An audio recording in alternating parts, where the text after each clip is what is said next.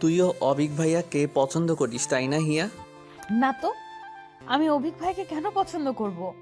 না, এই এলাকার সব মেয়েই তো অবিক ভাইয়া বলতে পাগল, তাই তোকে জিজ্ঞেস করলাম আর কি। তুইও নিশ্চয়ই আর সবার মতোই অবিক ভাইয়াকে পছন্দ করিস। সবাই পছন্দ করে বলে কি আমাকেও পছন্দ করতে হবে? এমনটা কোথায় লেখা আছে শুনি? না, আসলে আমি তো এমনি জিজ্ঞেস করলাম। তুই কি রাগ করলি? না, আমি আসি আবির ভাইয়া, ক্ষুধা লেগেছে। কলেজ থেকে এসে কিছুই খাইনি। কথাগুলো বলেই আমি পুকুর পাড়ে বসার বেঞ্চি থেকে উঠে পড়লাম। সামনেই পুকুরে অভিক ভাইয়া গোসল করছে, আর তাকে দেখেই আবির ভাইয়া আমাকে কথাটা জিজ্ঞেস করেছে বুঝতে পারলাম। আবির ভাইকে আরেক নজর দেখেই আমি ওখান থেকে প্রায় ছুটে চলে আসলাম। আমি হিয়া, কলেজের দ্বিতীয় বর্ষের ছাত্রী। আর এতক্ষণ যার সাথে কথা বলছিলাম সে হচ্ছে আমার চাচাতো ভাই আবির। এবার অনার্স দ্বিতীয় বর্ষে পড়ে। প্রথম বর্ষের ফাইনাল পরীক্ষা শেষ করেই বাড়িতে এসেছে। বেশ কিছুদিন থাকবে। আর অভিক হচ্ছে আমার আরেক চাচার ছেলে। দেখতে যেমন সুন্দর তেমনি অহংকারী। ছাত্র হিসাবেও গ্রামের সেরা। ঢাকা মেডিকেলে পড়াশোনা করে। এবার ফাইনাল ইয়ারে। গ্রামের প্রায় সব মেয়েই অভিক ভাইয়া বলতে পাগল। যে কেউ একবার দেখলে আর চোখ ফেরাতে পারবে না। কিন্তু আমার কেন জানি অভিক ভাইকে পছন্দ নয়। আমার কাছে আবির ভাইয়াই সেরা। অভিক ভাইয়ের মতো এত ফর্সা নয়, আবার লম্বাও নয়। পড়াশোনাতেও আমার মতো এভারেজ। শ্যামবর্ণের আবির ভাইয়া আমার কাছে সবার সেরা, যাকে দেখার জন্য আমি মাসের পর মাস অপেক্ষা করে থাকি। কখন বাড়ি আসবে আর কখন তাকে দু চোখ ভরে একবার দেখব। এই অনুভূতিটা তবে থেকে হয়েছে যবে থেকে আবির ভাইয়া ভার্সিটিতে ভর্তি হয়েছে। আগে হয়তো সবসময় চোখের সামনেই থাকতো বলে এই অনুভূতিটা বুঝতে পারতাম না, অথবা তখন এই অনুভূতিটা বোঝার মতো বয়স আমার ছিল না। আমি যাকে পছন্দ করি সে যদি আমার সামনে অন্য কোনো ছেলেকে পছন্দ করে কিনা তা জিজ্ঞেস করে, তাহলে তো রাগ হওয়ারই কথা। তাই আমি খাবার খাওয়ার অজুহাত দিয়ে ওখান থেকে চলে আসলাম। আচ্ছা, আবির ভাইকে বুঝতে পারে না যে আমি তাকে কতটা পছন্দ করি? নাকি বুঝতে চায় না আমার না বলা অনুভূতিগুলো? নাকি আমাকে মুখ ফুটে বলতে হবে তাকে যে আমি তাকে ভালোবাসি? একটা মেয়ে হয়ে আমি তাকে কি করে বলবো যে আমি তাকে ভালোবাসি? আর আবির ভাইয়া যদি আমাকে পছন্দ না করে, আমাকে ফিরিয়ে দেয়, তখন কি আমি সহ্য করতে পারবো? আবার আবির ভাইয়া যদি অন্য কোনো মেয়েকে পছন্দ করে ফেলে, তাহলে তো আমি সেটা সহ্য করতে পারবো না। আজ একটা বছর আমি আমার অনুভূতিগুলো লুকিয়ে রেখেছি, আর যেন পারছি না। যতই দিন যাচ্ছে ততই মনে হচ্ছে আমি আমার ভালোবাসার মানুষটার থেকে দূরে সরে যাচ্ছি। হারিয়ে ফেলছি সেই আবির ভাইয়াকে, যাকে আমি মনে প্রাণে চাই। আবির ভাইয়া এসেছে শুনেই আমি কলেজ থেকে এসেই তাকে খুঁজতে পুকুর পাড়ে চলে গিয়েছিলাম। অথচ সে ভেবেছে যে আমি হয়তো আবির ভাইয়াকে দেখতে পুকুর পাড়ে গিয়েছি।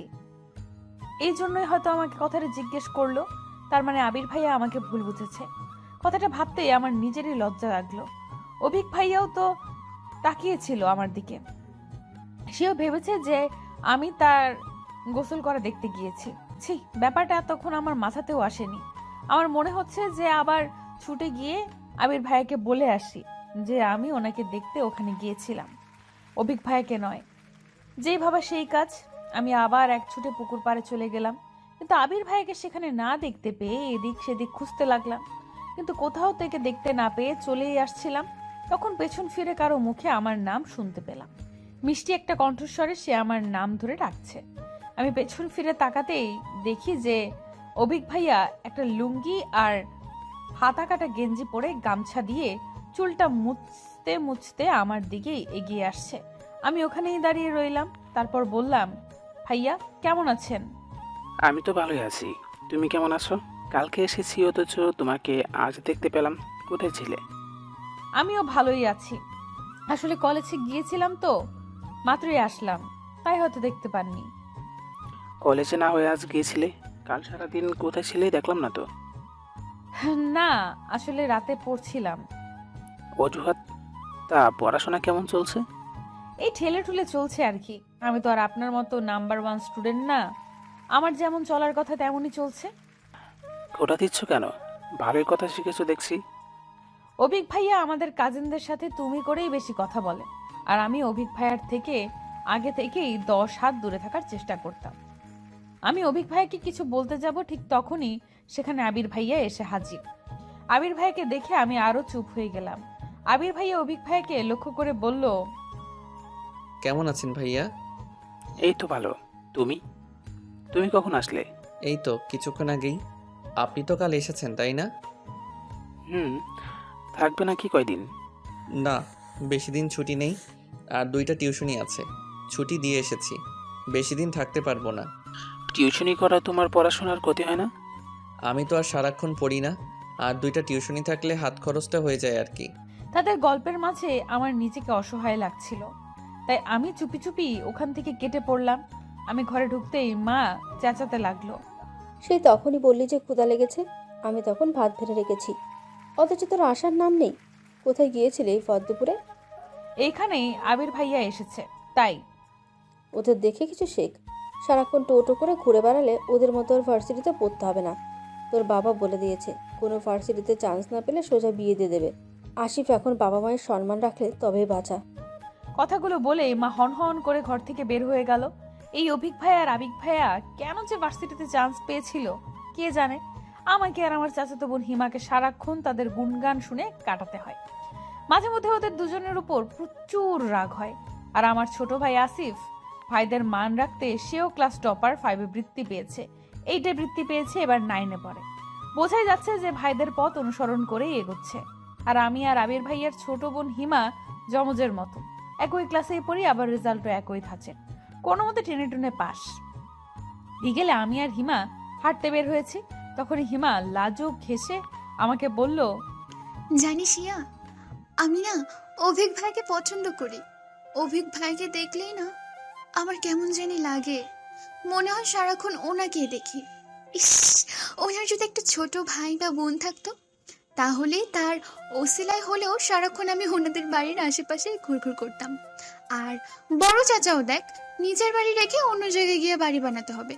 আমাদের সাথে থাকলে কি হতো, যখন তখন অভিক ভাইকে দেখতে পারতাম।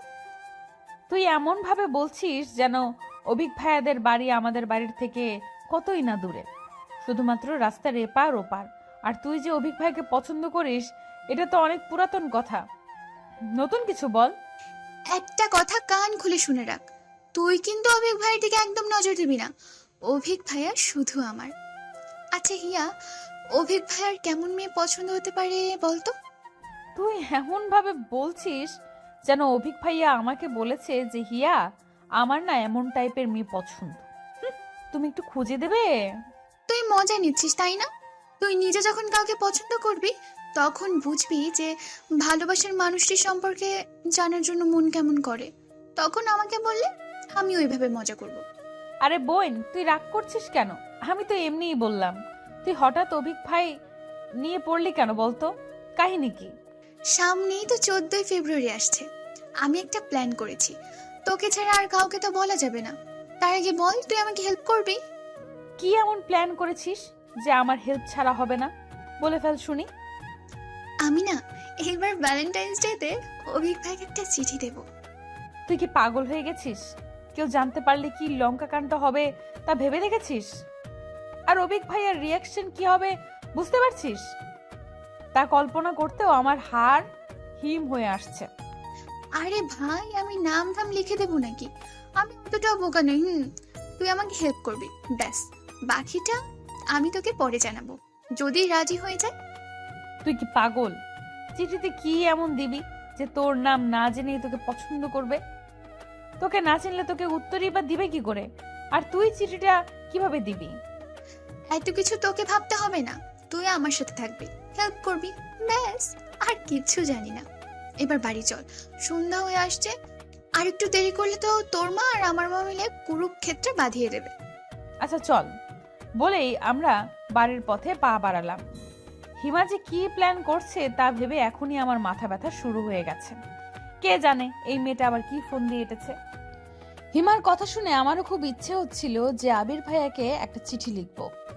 রাতে পড়ায় আর মন বসছে না, কি লিখবো না লিখবো তাই ভেবে ভেবে সারা হচ্ছিলাম। বারবার লিখে আবার কেটে দিচ্ছিলাম। অবশেষে পেন্সিল আর ইরেজার নিয়ে বসলাম। অবশেষে আমার মনের হাজারো কথাগুলো কয়েকটি শব্দের মাধ্যমে সাজালাম। তারপর নিচেই চিঠিটা পড়তে লাগলাম। প্রিয় আবির, আমি আপনাকে ভাইয়া বললেও এই চিঠিতে আর ভাইয়া বলতে চাচ্ছি না, কারণ আমি যে আর আপনার বোন থাকতে চাই না। আমার হাজারো অনুভূতির সাথে আপনার অনুভূতিগুলো সাজাতে চাই। রোজ রাতে আপনার মায়াবী মুখটা দেখে ঘুমাতে চাই, আর প্রতিটা ভোরের আলো আমি আপনার সাথেই দেখতে চাই। আপনি কি আমাকে অনুমতি দিবেন আপনার জীবনের প্রতিটা ঘটনার সাথে আমাকে জড়িয়ে রাখার? আমি কিন্তু আপনার সাথেই আমার জীবনের প্রতিটা মুহূর্ত কাটাতে চাই। প্লিজ না করবেন না, তাহলে আমার এই ক্ষুদ্র হৃদয়টা ভেঙে টুকরো টুকরো হয়ে যাবে। আর টুকরো হৃদয়ে আপনার থাকতে যে কষ্ট হবে। এই চিঠিটা কে লিখতে পারে আশা করি বুঝতে ভুল হবে না। আমি যে হিয়া, আবিরের হিয়া। ইতি লিখে আমি আমার চিঠিটা শেষ করতে চাই না। আমি যে হাজারো কথা লিখতে চাই আপনাকে নিয়ে। আপনার উত্তরের আশায় রইলাম। চিঠিটা দেখছিলাম আর নিজেই লজ্জা পাচ্ছিলাম। আবির ভাইয়ের চিঠিটা পড়ার সময় কি আমার মতোই লজ্জা পাবে, নাকি হাসবে আমার এইসব হাস্যকর লেখা পড়ে? কী রে হিয়া, আজ এত পড়াশোনা করছিস? প্রতিদিন পারলে আমার আগে ঘুমিয়ে যাস, আর আজ এখনো পড়ছিস? হ্যাঁ মা, এই তো পড়া শেষ, এখন ঘুমাবো, তুমি ঘুমাও।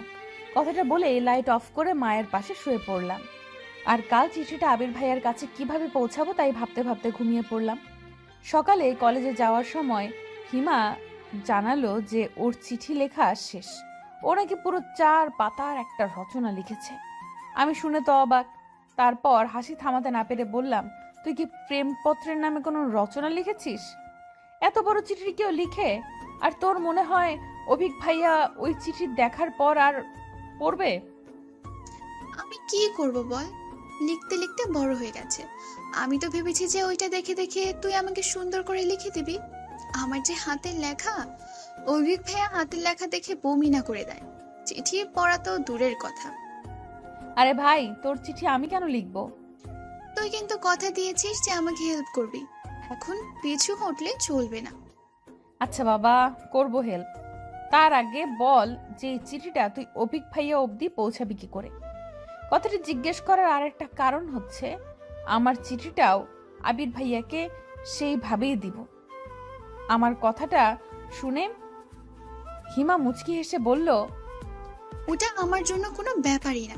অভিক ভাইয়া যখন রুমে থাকবে না, তুই চাচির সাথে গল্প জুড়ে দিবি, আর আমি সেই সুযোগে চিঠিটা রেখে আসবো। ব্যাস, মিশন কমপ্লিট। আইডিয়াটা কেমন? জিনিয়াস। তুই তো দেখছি ভবিষ্যতে লাভ গুরু হবি।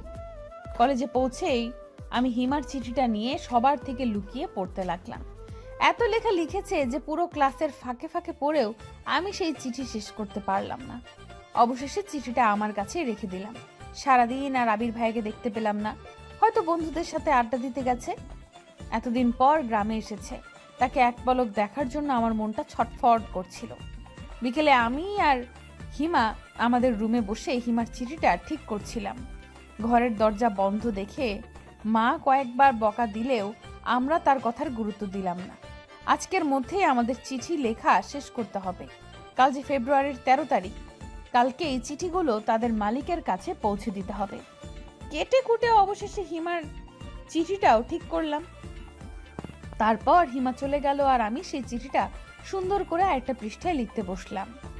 হিমার চিঠিটা ছিল এরকম: প্রিয় অভি, তুমি আমার জীবনের প্রেমের সূর্যোদয়। তোমাকে এক নজরে দেখার জন্য আমি সারাটা জীবনও অপেক্ষা করতে পারি। এক তোমার মধ্যে আল্লাহ এত সৌন্দর্য কেন দিয়েছে? আমাদের মাঝেও তা একটু ভাগ করে দিত। লেখার তো অনেক কথাই ছিল, কি আর লিখবো, একদিনে বলা যায় সব। আজ শুধু এইটুকুই বলতে চাই যে আমি তোমাকে আমার সারা জীবনের সঙ্গী হিসেবে পেতে চাই। তুমি কি পারবে আমার জন্য অপেক্ষা করতে? আমি তোমার পাশে ছিলাম, আছি আর থাকতেও চাই। নাম না বললে কি তুমি আমায় চিনে নেবে না? হাসির শুরু, হাওয়ার শুরু, রবীন্দ্রনাথের হৈমন্তীর শুরু, তাতেই আছে আমার সুর। আরও বলতে হবে বলে মনে হয় না। আমি এই ভালোবাসা দিবসের একটা মুহূর্ত তোমাকে আমার করে দেখতে চাই, যেখানে তুমি আমাকে পুকুর পাড়ে গিয়ে খুঁজবে। আমি তোমার আশায় থাকবো। আসবে তো আমার অভু? চিঠিটা শেষ করতেই আবির ভাইয়া আমার রুমের সামনে এসে হাজির। এই সময় আবির ভাইয়া আমার রুমে। সারাদিন পর আবির ভাইয়াকে দেখে আমার কি যে ভালো লাগছে তা বলে বোঝাতে পারছি না। আমি নিজেকে সামলিয়ে নিয়ে বললাম, ভাইয়া আপনি ভেতরে আসুন। আবির ভাইয়া ভেতরে এসে আমার বিছানার উপর বসতে বসতে বললেন, কেন, আমি কি আসতে পারি না নাকি? না তা নয়, আসলে এই সন্ধ্যার সময় তাই জিজ্ঞেস করলাম আর কি। চাচি বলছিল তোর পড়াশোনা কেমন চলছে একটু খোঁজ নিতে, তাই চলে আসলাম আর কি। হিমার অবস্থা তো একদম বাজে, তা তোর কি অবস্থা? আমি চিঠিটা কোনো মতে একটা বইয়ের মধ্যে লুকিয়ে রেখে পড়ার ব্যাপারে কথা বলতে লাগলাম। বইটা আমি যেন হাতছাড়া করছি না। আবির ভাইয়া তার লক্ষ্য করে বলল, ওই বইটা ওইভাবে লুকাচ্ছিস কেন? কি আছে ওই বইতে? এটা আমার এক বান্ধবীর বই, এনেছিলাম পড়ার জন্য, কিছুই নেই। এইটুকু বলার পর মা আমাকে ডাকতে লাগলো। আমি আবির ভাইকে রুমে রেখে মায়ের কাছে চলে গেলাম। মা আবির ভাইয়ের জন্য চা বানিয়েছে। চা নিয়ে আমার রুমে ঢুকতেই দেখতে পেলাম যে আবির ভাইয়ের মুখটা কেমন যেন পাংশু বর্ণ ধারণ করেছে। আমি চায়ের কাপটা নামাতেই আবির ভাইয়া বলল, আমি এখন চা খাবো না, বাইরে একটু কাজ আছে, তুই পড়, আমি পরে আসবো না। আমার উত্তরের আশা না করেই আবির ভাইয়া হন্তদন্ত হয়ে চলে গেল। আমি হা করে কিছুক্ষণ তাকিয়ে থেকে আবির ভাইয়ার জন্য আনা চাটা নিজেই খেতে শুরু করলাম। আর অবাক হয়ে ভাবতে লাগলাম যে আবির ভাইয়া এমন হঠাৎ করে চলে গেল কেন। আজ কলেজ থেকে এসে আমি আর হিমা সুযোগ খুঁজছি যে কখন অভিক ভাইয়া বাড়ি থেকে বের হবে, কিন্তু অভিক ভাইয়া যেন আজ বেরই হচ্ছে না। আমি আর হিমা ওর রুমের জানালার পাশে বসে আছি। এমন সময় আবির ভাইয়া এসে হিমাকে ডাকতে লাগলো। আমাকে দেখেই আবির ভাইয়া রুমের থেকে চলে গেল। আমার কেমন যেন মনে হচ্ছে যে আবির ভাইয়া আমাকে এড়িয়ে চলছে, কিন্তু কেন তা বুঝতে পারছি না। কালকে অভিক ভাইয়ের জন্য লেখা চিঠিটা দেখে ফেলেনি তো? ভাবতে আমার হাত পা কেমন যেন ঠান্ডা হয়ে আসলো। আবির ভাইকে কি জিজ্ঞেস করে দেখবো, কিন্তু হিমার কথা বললে আবার হিমার কপালে শনি নেমে আসবে।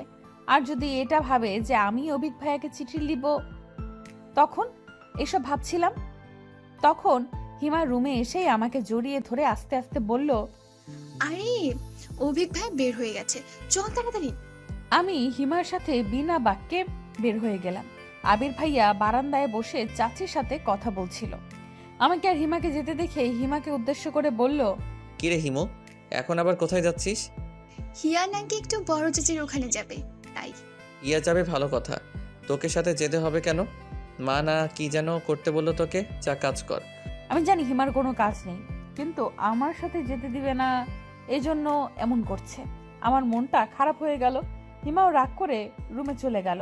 চাচি আমাদের মনের অবস্থা বুঝতে পেরে আবির ভাইয়াকে ধমক দিয়ে বলল, তুই কাল থেকে হিমার পেছনে কেন পড়ে আছিস বলতো? দুদিন পর চলে যাবি, একটু ভালোভাবে থাকলেই তো পারিস। তোমার আলতি পেয়ে আজ পড়াশোনার এই অবস্থা। পরীক্ষায় ফেল করলে তখন বুঝবে আমি কেন ওর পেছনে পড়ি। কথাগুলো বলেই আবির ভাইয়া বাড়ি থেকে বের হয়ে গেল। আমি হিমার চিঠিটা নিয়ে পড়লাম বিপাকে। আবির ভাইয়া বের হয়ে যেতেই হিমা আবার চুপি চুপি বের হয়ে আসলো। তারপর আমরা দুজনে গিয়ে অভিক ভাইয়ার রুমে চিঠিটা রেখে আসতে সফল হলাম। রাতে আমি হিমার কাছে যাব বলে আবির ভাইয়ার জন্য লেখা চিঠিটা নিয়ে চাচিদের ওখানে গেলাম। এই সময়টা আবির ভাই সাধারণত রুমে থাকে না, তাই ভাবলাম যে রুমে চিঠিটা রেখে চলে আসব, যেন কেউ বুঝতে না পারে। তাহলে আবির ভাই আমাকে ভুল বুঝলেও চিঠিটা দেখে বুঝে যাবে যে আবির ভাইয়ার জন্য চিঠিটা লেখা, অভিক ভাইয়ের জন্য চিঠি লেখাটা আমার নয়। আবির ভাইয়ার রুমের সামনে যেতেই আমি থমকে গেলাম। আবির ভাইয়া হেসে হেসে কারোর সাথে কথা বলছে, কিন্তু অন্য কারো কণ্ঠ না শুনতে পেয়ে বুঝে গেলাম যে আবির ভাইয়া ফোনে কথা বলছে। আমি আরেকটু কাছে গিয়ে কথাগুলো শোনার চেষ্টা করলাম। আরে পাগলি, ভ্যালেন্টাইন্স ডে এখনো আসেনি তো, এখনই বলতে হবে? ওকে বলছি বাবা, আই লাভ ইউ। হয়েছে এবার? দেখ নিশি, আমি বলে দিয়েছি তো, এবার ফোন রাখ, আমি বাড়িতে এসেছি, কেউ শুনলে উল্টাপাল্টা ভাববে। বলেই হাসতে লাগলো। আবির ভাইয়া কাউকে আই লাভ ইউ বলেছে শুনে আমার পা দুটো পাথরের মতো স্থির হয়ে গেল। চোখ থেকে পানি পড়েই চলেছে। চিৎকার করে কান্না করতে মন চাচ্ছে, কিন্তু পারছি না। হঠাৎ চাচা আমাকে ওভাবে দাঁড়িয়ে থাকতে দেখে বলল, কে ওখানে? হিয়া, ভিতরে যা। ওখানে দাঁড়িয়ে আছিস কেন? হিমা ভিতরেই আছে, দেখ। না, আমি আর ভেতরে যাব না, আসি। ততক্ষণে আবির ভাইয়া আর হিমা রুম থেকে বাইরে চলে এসেছে। আবির ভাইয়ার চোখে চোখ পড়তেই আমি তাড়াতাড়ি ওখান থেকে চলে আসলাম। অন্ধকারে থাকায় হয়তো কেউ বুঝতে পারেনি যে আমি কান্না করছি। না বোঝাই ভালো। আজ রাতে আমার ঘুম হবে না, তা আমি ভালো করেই জানি। এটাই কি হওয়ার ছিল? আমি যাকে ভালোবাসি সে অন্য কাউকে ভালোবাসে। আচ্ছা, আমারও তো কোনো ভুল হতে পারে। হতে পারে আবির ভাইয়া কাউকে ভালোবাসে না, কিন্তু আমি নিজের কানকে কি করে অবিশ্বাস করি? আসলে কি প্রেমে পড়লে মানুষের বুদ্ধি লোপ পায় নাকি বৃদ্ধি পায়? আমার ক্ষেত্রে কোনটা হচ্ছে? আমি আর কিছু ভাবতে পারছি না। বুক ফেটে কান্না করতে মন চাচ্ছে, কিন্তু মা পাশে থাকায় কান্নাও করতে পারছি না। এত রাতে কান্না করলে মা কি ভাববে? রাতে কখন ঘুমিয়ে পড়েছি জানি না। সকালে মায়ের ডাকে ঘুম ভেঙে গেল। আমি বিছানা থেকে উঠতেই আম্মু বকা দিয়ে বলতে লাগলো, জমিদারের বেটির ঘুম কি আজ ভাঙবে? হিমা কখন থেকে উঠে পড়তে বসে গেছে, আর একে দেখো এখনো পড়ে পড়ে ঘুমাচ্ছে। একে দেখলে কে বলবে যে কিছুদিন পরের ইন্টার পরীক্ষা? আমার হয়েছে যত জ্বালা। এত বড় মেয়ে, না তো কোনো কাজ পারে আর না তো পড়াশোনা। আমি বিছানা থেকে নেমে মায়ের কথায় কান্না দিয়ে বাথরুমে চলে এলাম। এটা মায়ের রোজকার লেকচার, শুনে শুনে এখন মুখস্থ হয়ে গেছে। আমি বাথরুমে থেকেও মায়ের ক্ষীণ গলা শুনতে পেলাম। একে বিয়ে দিয়ে দাও তো, লাভ নেই। শ্বশুরবাড়ির লোকজন বলবে যে মা কি শিখিয়েছে। তোর বাপকে বলিস কয়েকটা কাজের লোক ঠিক করে রাখতে, বিয়ের সময় তাদেরকেও তোর সাথে পাঠিয়ে দেবে। আর না হলে এখন থেকে পড়াশোনা বাদ দিয়ে কাজ কাম কিছু শিখে নে, কাজে লাগবে। কথাগুলো বলতে বলতে আমার বিছানা ঠিক করতে লাগলো। আমিও সহজে বের হচ্ছি না। বের হলে লেকচার আবার শুরু হয়ে যাবে। মা রুম থেকে বের হয়ে যেতেই আমি বাইরে আসলাম। ফ্রেশ হয়ে মাকে দেখানোর জন্য হলেও একটু পড়তে বসলাম, না হলে আবার শুরু করে দিবে। কলেজে যাওয়ার সময় আবির ভাইয়াকে অনেক খুঁজলাম, কিন্তু কোথাও দেখতে পেলাম না। হিমার থেকে জানতে পারলাম যে আবির ভাইয়া নাকি আজকে সকালেই চলে গেছে। শুনে আমার বুকের ভেতরটায় কেমন হু হু করে উঠলো। আবির ভাইয়া আজকেই কেন চলে গেল? তার মানে সে আমার ভালোবাসার মানুষটির সাথে আজকের দিনটা কাটাতে চায়। আমি আর কিছু ভাবতে পারছি না আবির ভাইয়াকে নিয়ে। তাকে নিয়ে যতই ভাবছি আমার মনের ভেতরটা ততই অস্থির হয়ে উঠছে। অভিক ভাইয়াও নাকি আজকেই চলে যাবে, এটাও হিমার থেকেই জানতে পারলাম। অভিক ভাইয়ার কারেন্ট অ্যাফেয়ারেন্স হচ্ছে হিমা, সব খবর ওর কাছে থাকে।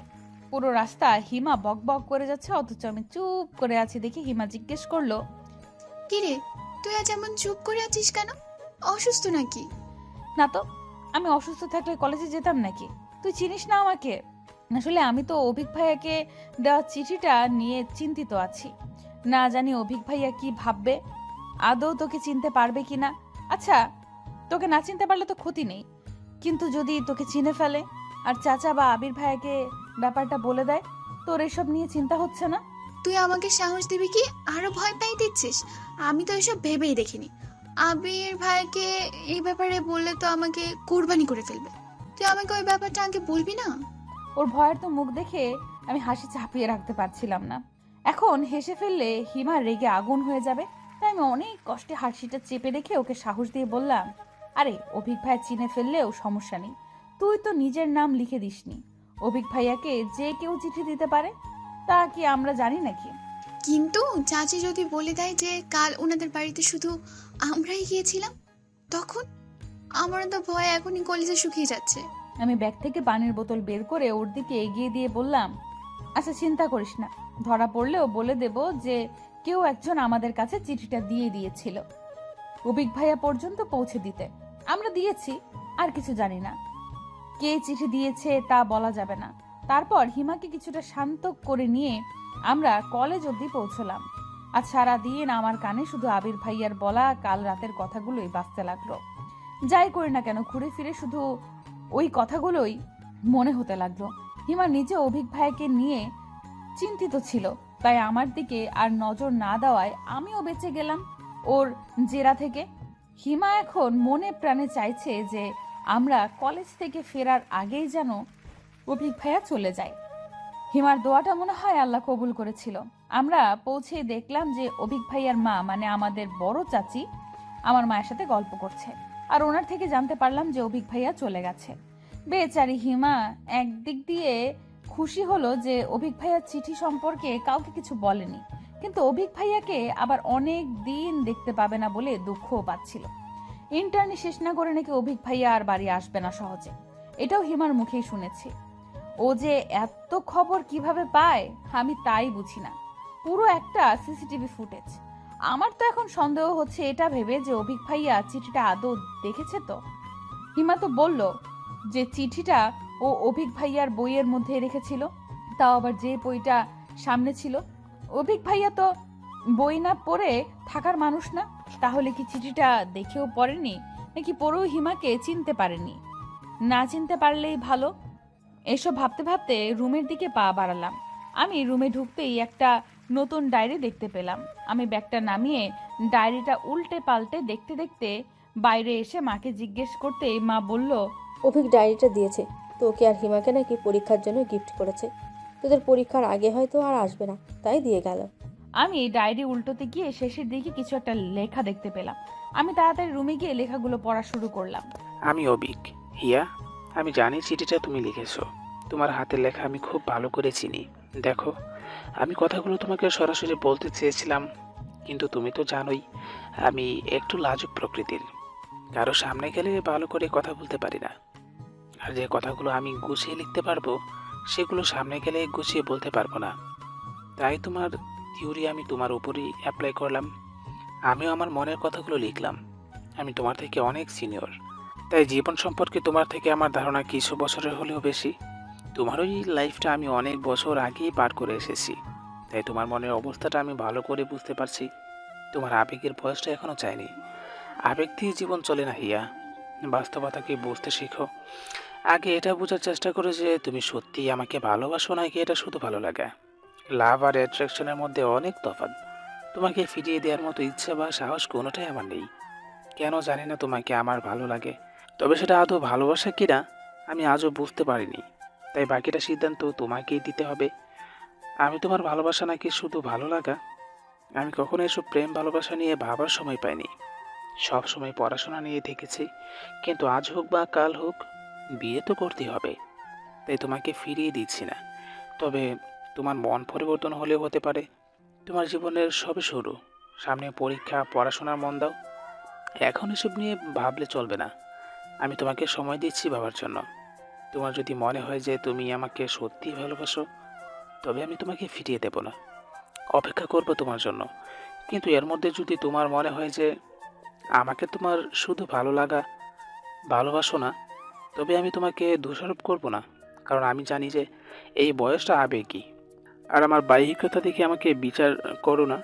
আমার আচার আচরণের স্বভাব চরিত্র এগুলো বিচার করো, তারপর তুমি সিদ্ধান্ত নেবে। আর হ্যাঁ, তোমার পরীক্ষার মধ্যে এ নিয়ে কোনো টেনশন করবো না। এখন তোমার পড়ার সময়। পরীক্ষা শেষ করে ঠান্ডা মাথায় ভেবে তারপর আমাকে জানিও। উপদেশগুলো গ্রহণ করলে খুশি হব। আর আমার লেখাগুলো পড়ে একদম মন খারাপ করবে না। নিজের খেয়াল রেখো, ভালো থেকো, সুস্থ থেকো। তোমার প্রিয় অপু। লেখাগুলো পড়তেই আমার মাথার মধ্যে ঝিমঝিম করতে শুরু করে দিয়েছে। আমি হাসবো নাকি কাঁদবো বুঝতে পারছি না। প্রথমে আবির ভাইয়া আমাকে ভুল বুঝলো, আর এখন অভিক ভাইয়াও। কিন্তু এই লেখাগুলো দেখলে হিমাও যে আমাকে ভুল বুঝবে। যাই হোক না কেন, হিমাকে এই ব্যাপারে কিছুই বলা যাবে না, তাহলে ও আমাকে খুন করে ফেলবে। অভিক ভাইয়া কি করে ভাবতে পারলো যে আমি ওনাকে পছন্দ করি? তার মানে চিঠিটা আবির ভাইয়াও পড়েছিল নিশ্চয়ই, যার কারণে আবির ভাইয়াও একই ভুল বুঝেছে। কিন্তু আমি অভিক ভাইয়াকে চিঠি দেই বা না দেই, আবির ভাইয়া তো অন্য একটা মেয়েকে ভালোবাসে, আর অভিক ভাইয়াও কি আমাকে পছন্দ করে? তাহলে আমি কোথায় এসে পড়লাম? আমি এখন কোন দিকে যাব আর কি করব? অভিক ভাইয়াকে নিয়ে কোনো চিন্তা নেই, কিন্তু আবির ভাইয়া আর হিমাকে আমি কি করে সবটা বোঝাবো? আমি যে আর কিছুই ভাবতে পারছি না। আমি ডায়েরিটা ড্রয়ারে লুকিয়ে রেখে সোজা হিমার কাছে চলে গেলাম। হিমা ফ্রেশ হয়ে খেতে বসেছে। আমি গিয়ে বললাম, অভিক ভাইয়া তোকে একটা ডায়েরি গিফট করেছে, দেখেছিস? তাতে কি কিছু লেখা আছে? অভিক ভাইয়ার নাম শুনেই হিমা যেন লাফিয়ে উঠল। খাবার নিয়ে ওর রুমে চলে গেল। আমিও ওকে অনুসরণ করলাম। টেবিলের ওপর থেকে ডায়েরিটা নিয়ে আমি লেখা খুঁজতে লাগলাম। ডায়েরির শেষ পাতাতেই কিছু লেখা আছে। আমি সেটা পড়তে শুরু করলাম। Best wishes my dear mister. ভালো করে পড়াশোনা করো, ভালোভাবে পরীক্ষা দিও, সময়গুলো কাজে লাগাও, নষ্ট করো না। যাওয়ার আগে আর দেখা হলো না, নিজের যত্ন নিও। ভালো থেকে তোমার ভালোবাসার ভাই অভিক। লেখাটা পড়েই আমি ধপ করে হিমার বিছানার উপর বসে পড়লাম। অভিক ভাইয়া হিমাকে কিছু লিখেছে ভেবে হিমা খুশিতে লাফাতে লাগলো। কিন্তু আসল ঘটনা শুনলে যে হিমার কি অবস্থা হবে তা ভেবে আমি অস্থির হয়ে যাচ্ছি। আচ্ছা, অভিক ভাইয়া যদি জানতো যে চিঠিটা আমি নই হিমা দিয়েছে, তখন হিমাকেও কি একই কথা লিখতো? আমি হিমার রুম থেকে বের হয়ে আসলাম। হিমা তো খাওয়া দাওয়া বাদ দিয়ে ডায়েরি নিয়ে পড়লো। হাজার হোক, ডায়েরিটা অভিক ভাইয়া দিয়েছে। আমি বিষণ্ণ মনে রুমে গিয়ে ফ্রেশ হয়ে নিলাম। খাওয়ার কোনো ইচ্ছে না থাকা সত্ত্বেও মায়ের জোরাজোরিতে খেতে বসলাম। 2 বার খাবার মুখে দিয়েই আর খেতে ইচ্ছে হচ্ছিল না, তাই বাকি খাবারটা রেখেই উঠে পড়লাম। মা কিছু বকাবকি করে চলে গেল। আমি বিছানায় শুয়ে ফোনটা হাতে নিয়ে একবার অভিক ভাইয়ার নাম্বার বের করছি, একবার আবির ভাইয়ার নাম্বার বের করছি, কিন্তু কাউকেই কল করার সাহস পাচ্ছি না। কল করে কি বলবো তাই ভেবে পাচ্ছি না। আমি এমনিতেও ফোনে কথা কম বলি। আবির ভাইয়ের সাথে যাওয়া বা টুকটাক কথা হয়, অভিক ভাইয়ের সাথে ফোনে কথা হয় না বললেই চলে। ভাইয়াও কল করে না আর আমিও না। অনেকক্ষণ ভেবে চিন্তে কিছুটা সাহস নিয়ে অভিক ভাইয়াকে কল করেই ফেললাম।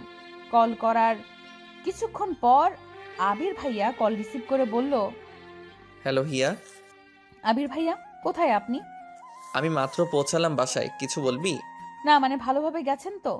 হুম, আরও কিছু বলার থাকলে বল। আমি খুব টায়ার্ড, বুঝতেই পারছিস, মাত্র আসলাম রুমে। আমি তাড়াতাড়ি করে কল কেটে দিলাম। আর কিছু বলার ইচ্ছেটা আমার মরে গেছে।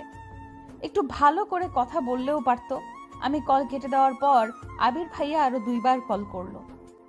আমি রিসিভ করলাম না। রিসিভ করে কি বা বলবো? এরপর ভাবছিলাম যে অভিক ভাইয়াকে কল করে সব সত্যিটা বলে দিব, যে চিঠিটা আমি লিখলেও আমার জন্য নয়, হিমার জন্য লিখেছিলাম। কিন্তু আবির ভাইয়ার সাথে কথা বলে সেই মুডটাই নষ্ট হয়ে গেল। তাই আর অভিক ভাইয়াকে কল করলাম না। জানি না আবির ভাইয়া আবার আসবে কবে, আর কবে সামনে থেকে এক নজরে দেখতে পাবো, আর কেনই বা এই সত্যিটা জানাতে পারবো। আবির ভাইয়া কাউকে ভালোবাসলেও মেনে নিতে হবে, কিন্তু তাই বলে সে আমাকে ভুল বুঝবে সেটা তো হতে পারে না।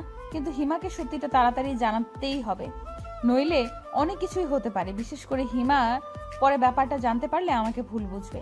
এটা কিছুতেই হতে দেওয়া যাবে না। আবির ভাইয়াকে পরে বোঝালেও হবে, কিন্তু হিমাকে কি করে সবটা বলবো তাই বুঝতে পারছি না। ওর প্রতিক্রিয়াটাই বা কি হবে কে জানে। অভিক ভাইকে কথাটা না জানানো পর্যন্ত আমার শান্তি হচ্ছিল না। অভিক ভাইকে হিমার কথা জানাতেই অভিক ভাইয়া রাগান্বিত স্বরে বলল, হিয়া, তোমার কমন সেন্স নেই? অন্যের চিঠি তুমি তুমি কেন লিখবে? আর হিমাকে জানিয়ে দাও, ওকে শুধুমাত্র আমার ছোট বোন ভাবি, এর বাইরে কিছুই নয়।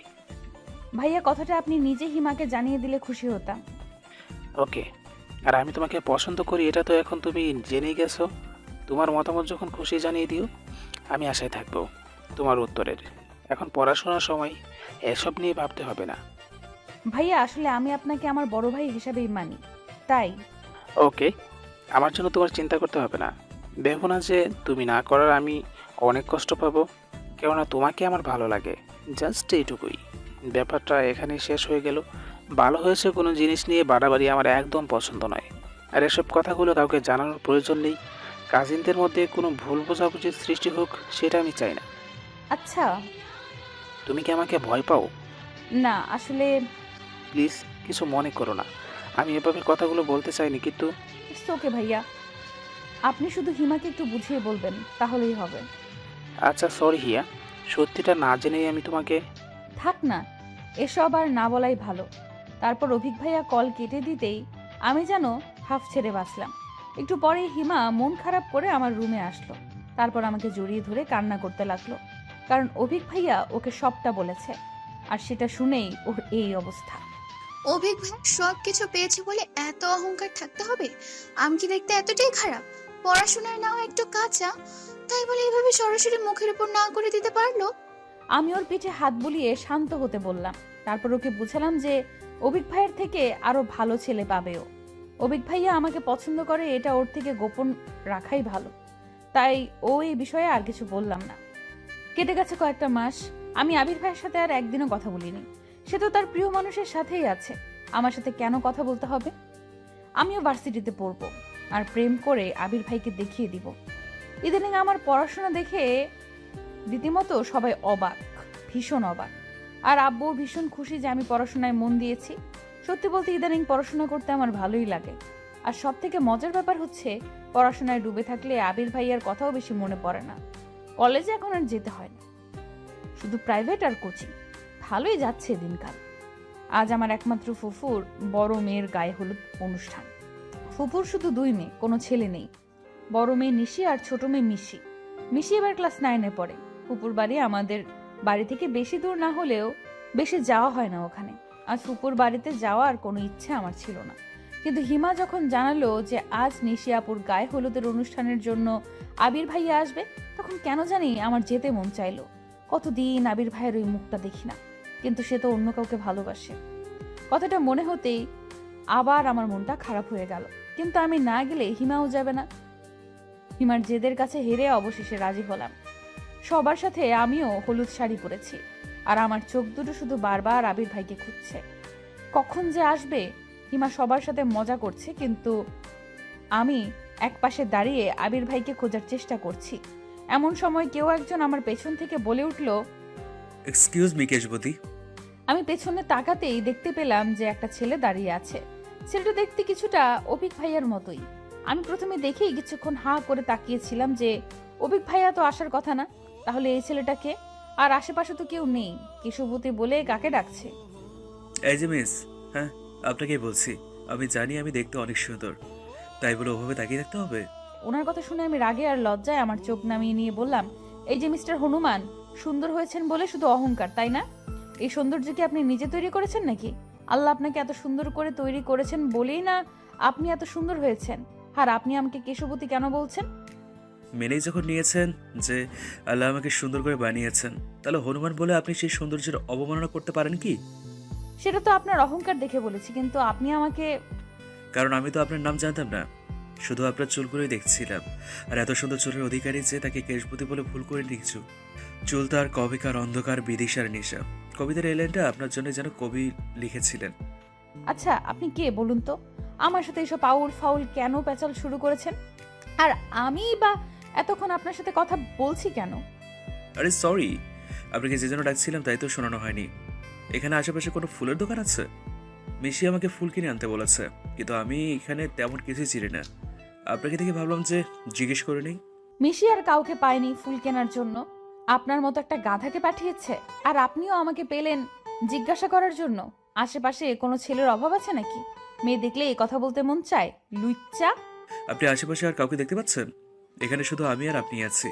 আর শুনুন, আপনি আমাকে গাধা, হনুমান আর এসব কেন বলছেন? আমার তো সুন্দর একটা নাম আছে নাকি? সাহিল শাহরিয়ার আমার নাম। নেক্সট টাইম মাথায় রাখবেন। আর উপকার না করলে না করেন, উল্টোপাল্টা কথা বলবেন না। কি ব্যাপার? কি হয়েছে? আপনি কি হিয়াকে চিনেন? ও আচ্ছা, আপনার নাম তাহলে হিয়া। চেহারার মতো নামটাও খুব মিষ্টি। কি রে, তুই এই ছেলেটাকে চিনিস নাকি? আমি ভয়ে ভয়ে না সূচক মাথা নাড়তেই আবির ভাইয়া সাহিলের দিকে এগিয়ে গিয়ে বলল, একা একটা মেয়েকে পেয়ে বিরক্ত করছেন, লজ্জা করছেন আপনার? দেখে তো ভদ্র করে ছেলে বলেই মনে হচ্ছে, ব্যবহার দেখে তো তা মনে হচ্ছে না। ভাইয়া প্লিজ, আপনি যা ভাবছেন তা নয় আসলে। তুই চুপ থাক, একদম কথা বলবি না।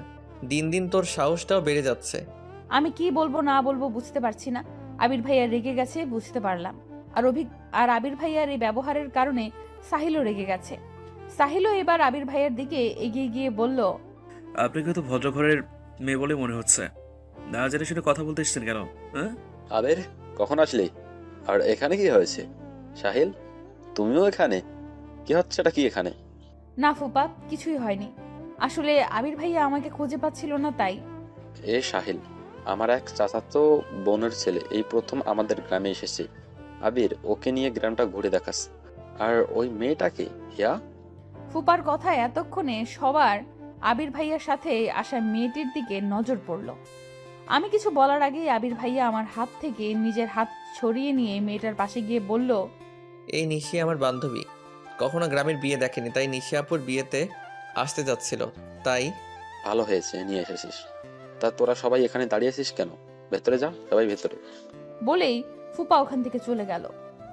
তারপর আবির ভাইয়া একবার সাহিলের দিকে আর একবার আমার দিকে দেখেছিল, আর আমি নিশিকে দেখছিলাম। আবির ভাইয়া কি করে পারলো মেয়েটাকে বাড়ি অবধি নিয়ে আসতে, ভেবেই আমার মনটা ভেতর থেকে কেঁদে উঠল। আমি ওখান থেকে অতি দ্রুত চলে আসলাম।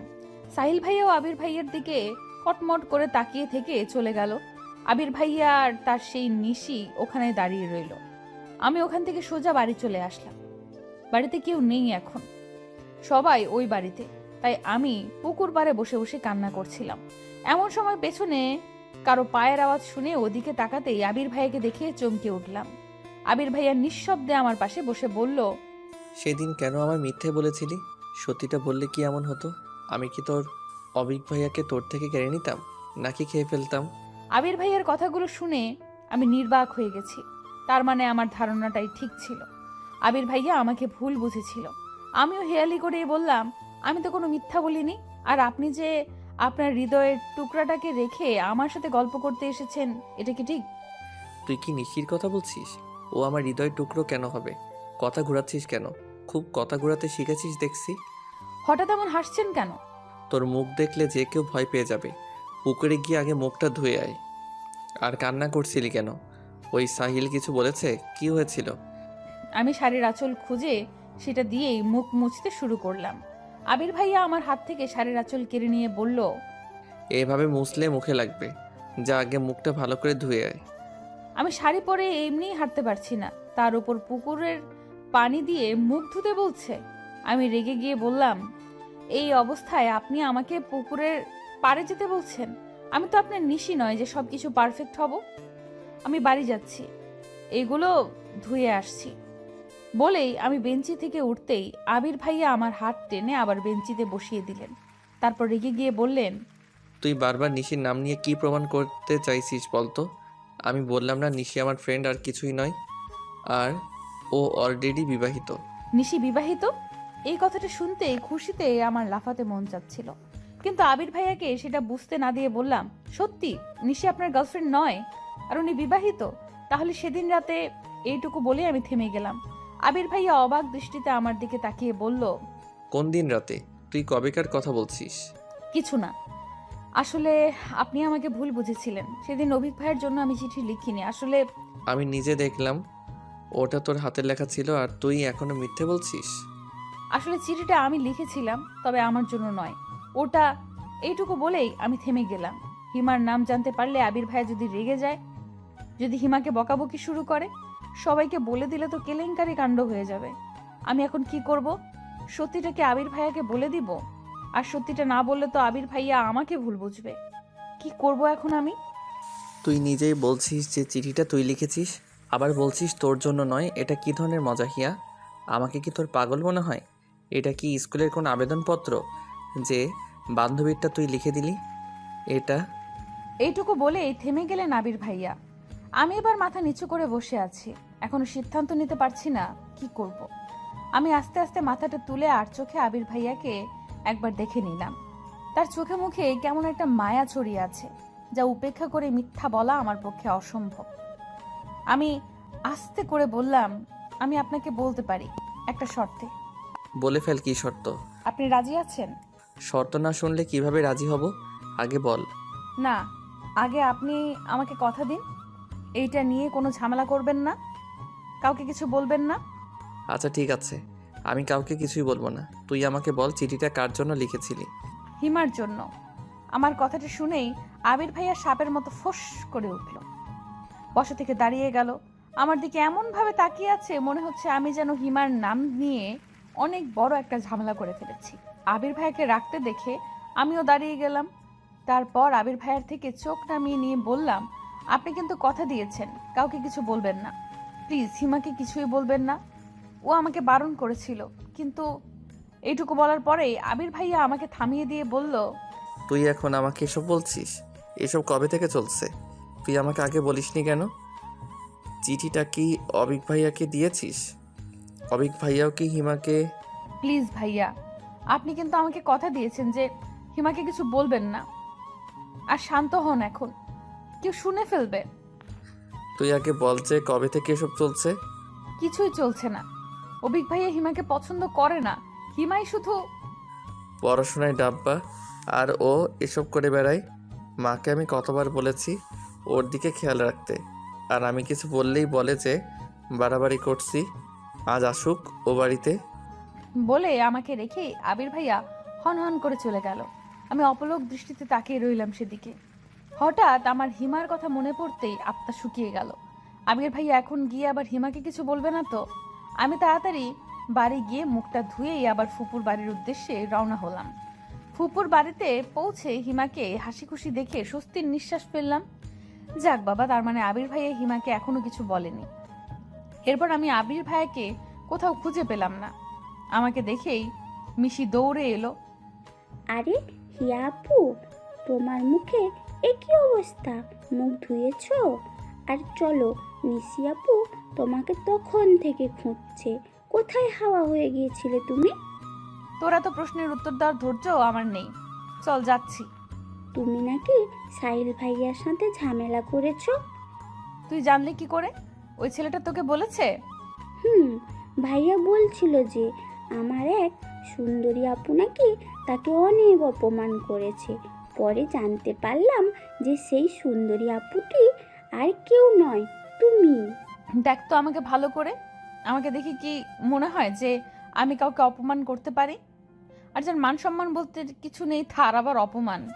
যাই বলো না কেন, সাহিল ভাইয়া তোমার উপরে ভীষণ রেগে আছে। উনি রেগে আছে তাতে আমার কি? আমি কি ওনার রাগের কামাই খাই নাকি? এতক্ষণে আমি আর নিশি আপুর ওইখানে চলে এসেছি। সবাই আপুকে হলুদ দিয়ে দিচ্ছে, আমিও দিলাম। সবার মুখেই হলুদ, শুধু আমি ছাড়া। আমাকে দেখেই সবাই ছুটে আসলো হলুদ দিতে। তারপর জোর করে সবাই মিলে আমার মুখটা পুরো হলুদ বানিয়ে দিল। শাড়ি পরে এমনিতেই আমার অবস্থা নাজেহাল, তারপর হলুদ মাখাতে গিয়ে আরও খারাপ অবস্থা হয়ে গেল। সবাই মিলে অনেক মজা করলেও আবির ভাইয়ার কথা মনে হতেই আমার সব খুশি যেন উবে গেল। আমি হিমাকে নিয়ে মিশির রুমে চলে গেলাম, কারণ একমাত্র ওই রুমটাই ফাঁকা ছিল। এখন বাকি সব রুম লোকজনে ভর্তি। হিমাকে সবার মাঝখানে থেকে ওভাবে টেনে আনায় হিমা কিছুটা বিরক্ত আর অবাক হয়ে বলল, কি রে হিয়া, তুই আমাকে এভাবে টেনে আনলি কেন? আর এতক্ষণ তুই কোথায় ছিলি? আমি হিমাকে সবটা বলতেই ওর হলুদে মুখ মাখা মুখটা যেন মুহূর্তেই কালো হয়ে গেল। ও আমার হাত ধরে কান্না কান্না কণ্ঠে বলল, তুই এটা কি করেছিস হিয়া? তোকে না আমি বারণ করেছিলাম কাউকে না জানাতে, আর তুই আমার জমের কাছে কথাটা বলে দিয়েছিস। তুই এটা কেন করলি? তোর কথা বললে হয়তো আবির ভাইকে তোকে কিছুই বলতো না, তুই আমার কথা কেন বললি? দেখ হিমা, অভিক ভাইয়াও সত্যিটা জানে। আর আমি না বলে অভিক ভাইয়া যদি কথাটা আবির ভাইয়াকে জানাতো, তাহলে কি আমি মিথ্যাবাদী হতাম না? মাঝখান থেকে আমিও আবির ভাইয়ের কাছে খারাপ হয়ে যেতাম, আর সত্যিটাও জেনে যেত। এতে কি লাভ হতো বল? তার চেয়ে এখনই সত্যিটা জেনে গেছে, এটাই তো ভালো হয়েছে। পরে যা হয় হতো, তুই এখন ভাইয়াকে কেন জানালি? ভাই আমাকে খুন করে ফেলবে। এভাবে কান্না করলে তোর সব সাজ নষ্ট হয়ে যাবে কিন্তু। আর শোন, আবির ভাইয়া আমাকে কথা দিয়েছে যে তোকে কিছু বলবে না। ট্রাস্ট মি, আমার বিশ্বাস আবির ভাইয়া নিজের কথা রাখবে। ছোটবেলা থেকে চিনি আমি ভাইয়াকে। একবার যখন কথা দিয়েছে তখন তোকে কিছুই বলবে না। আর বললেও আমি তো আছি নাকি? আমাকে তোর ভরসা হয় না? তারপর অনেক বুঝিয়ে সুঝিয়ে হিমাকে শান্ত করে রুম থেকে বের হলাম। হিমাও কান্নাকাটি করে আমার মতো অবস্থা হয়েছে। একে তো মুখে মেকআপ, তার উপর হলুদ, তার উপরে এখন আবার কান্না করলো। তাই হিমা মুখ ধুতে চলে গেল।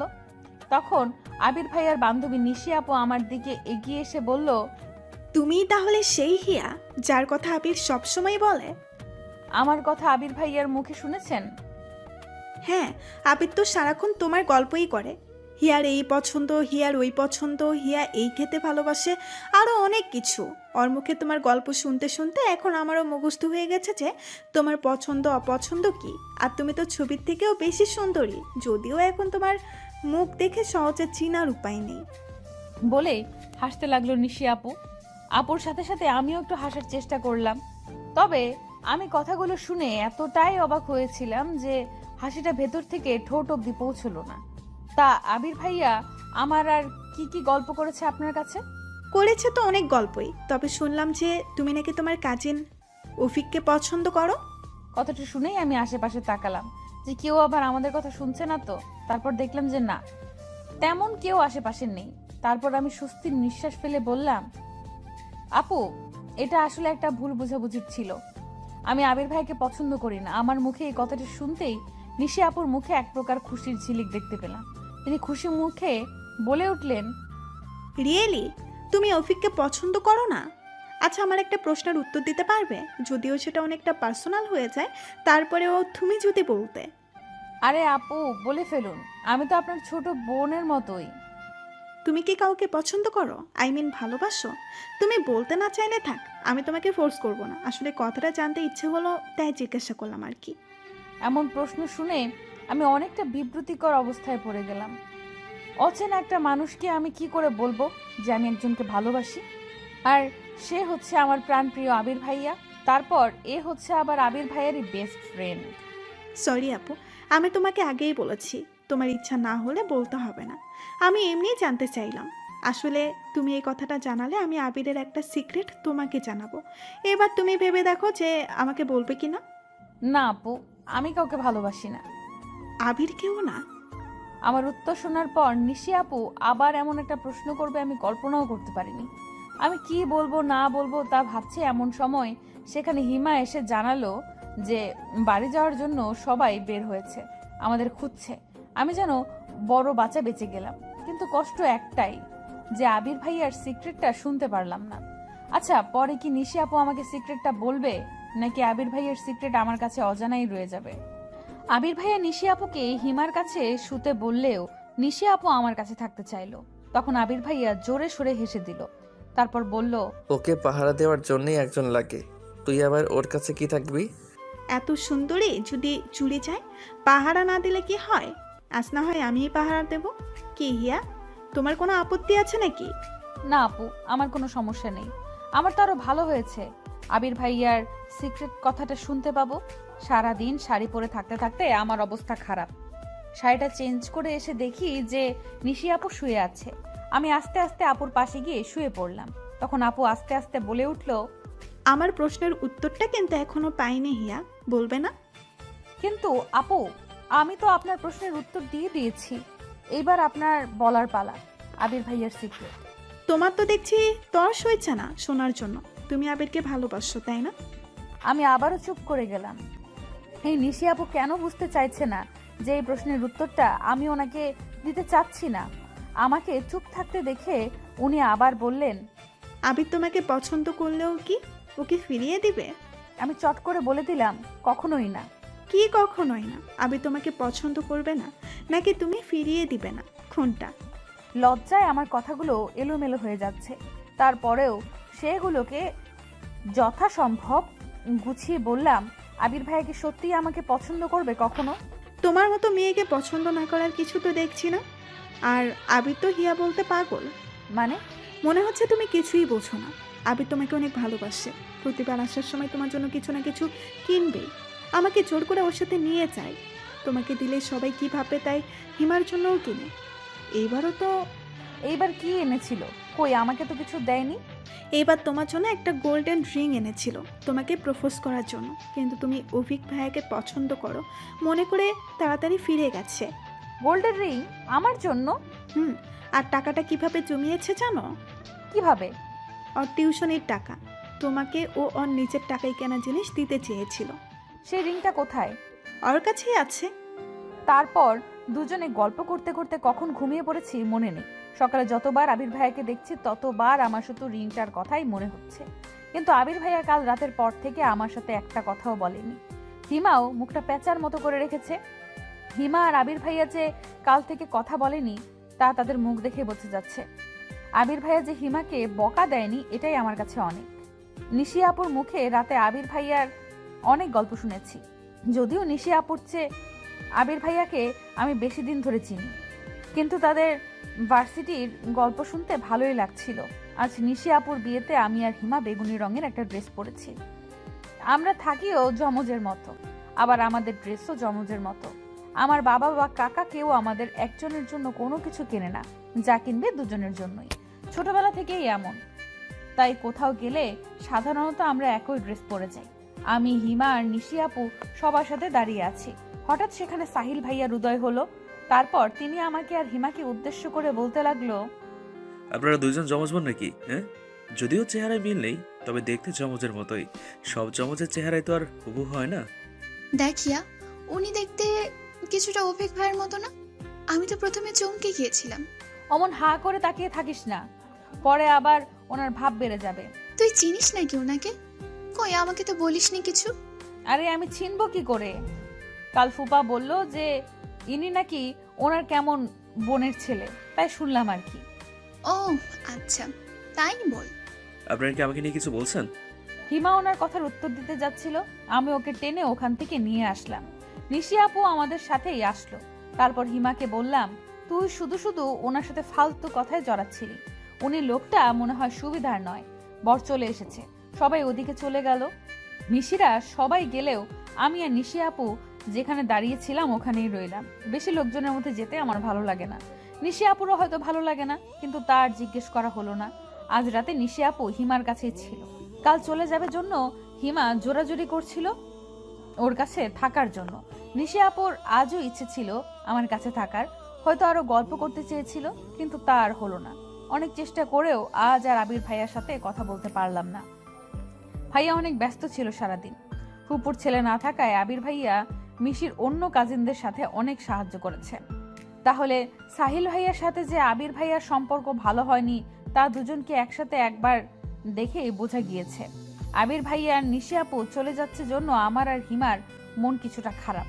এই দুদিনেই অনেকটা আপন হয়ে গিয়েছিল নিশি আপু, কিন্তু বিদায় তো দিতেই হবে। আবির ভাইয়াকে আমি প্রাণ ভরে দেখে নিলাম যাওয়ার সময়। কে জানে আবার কবে সামনে থেকে এইভাবে দেখতে পাবো।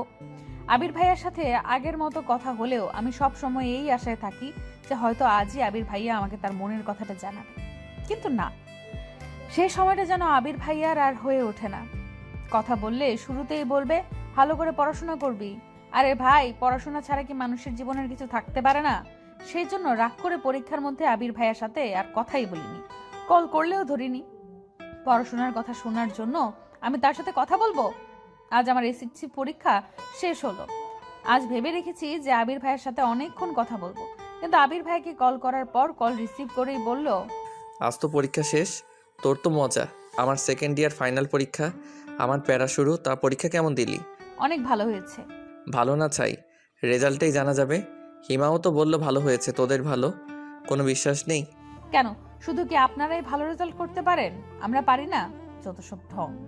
কথাই চিড়ে ভেজে না, রেজাল্ট দিলেই দেখা যাবে। আচ্ছা এখন রাখি, আমি একটু বাইরে আছি, পরে কথা হবে বলেই কলটা কেটে দিল। রাগে আমার গা জ্বালা করছে। একে তো অপমান করলো, তার উপর আবার মুখের উপরে কল কেটে দিল। পছন্দ করি বলি কি তার 7 খুন মাফ করবো নাকি? আমিও আর কল করব না। বিকেলে আমি আর হিমা অনেক দিন পর হাঁটতে বেরিয়েছি। এমন সময় মা কল করে তাড়াতাড়ি বাড়ি যেতে বলল। আমি আর হিমা প্রায় দৌড়ে বাড়ি চলে গেলাম। তারপর মা বলল, পরীক্ষা শেষ হয়েছে আর দুজনের পাড়া বেড়ানো আবার শুরু হয়ে গেছে। এখন থেকে দুজনে বাড়িতেই থাকবে, দরকার ছাড়া কোথাও যাবে না। কি হয়েছে চাচি?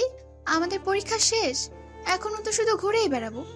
তোমার বড় কাকার নির্দেশ, তোমরা এখন বড় হয়েছো, কোথাও যাওয়া যাবে না।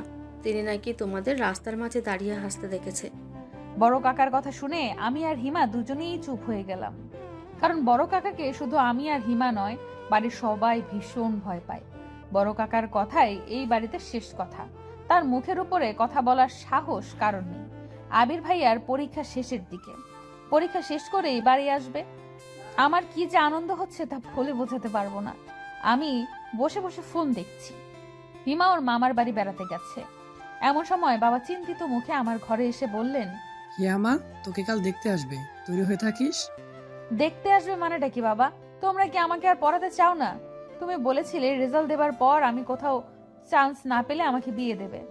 আমি সেটা মেনে নিয়েছি। কোচিং করতে যেতে দিলে না, সেটাও মেনে নিয়েছি। কিন্তু এখন হুট করে দেখতে আসবে, এসবের মানে কি? তোর বড় কাকা ছেলে দেখেছে, আমি তো মানা করেছিলাম, কিন্তু বড় ভাই বলল যে আমি এসব কিছুই জানি না, আমি এখনই বিয়ে করব না, ব্যাস। দেখতে আসলে তো আর বিয়ে হয়ে যাবে না। এমন করিস না মা, তোর বড় কাকার মান সম্মান আছে না।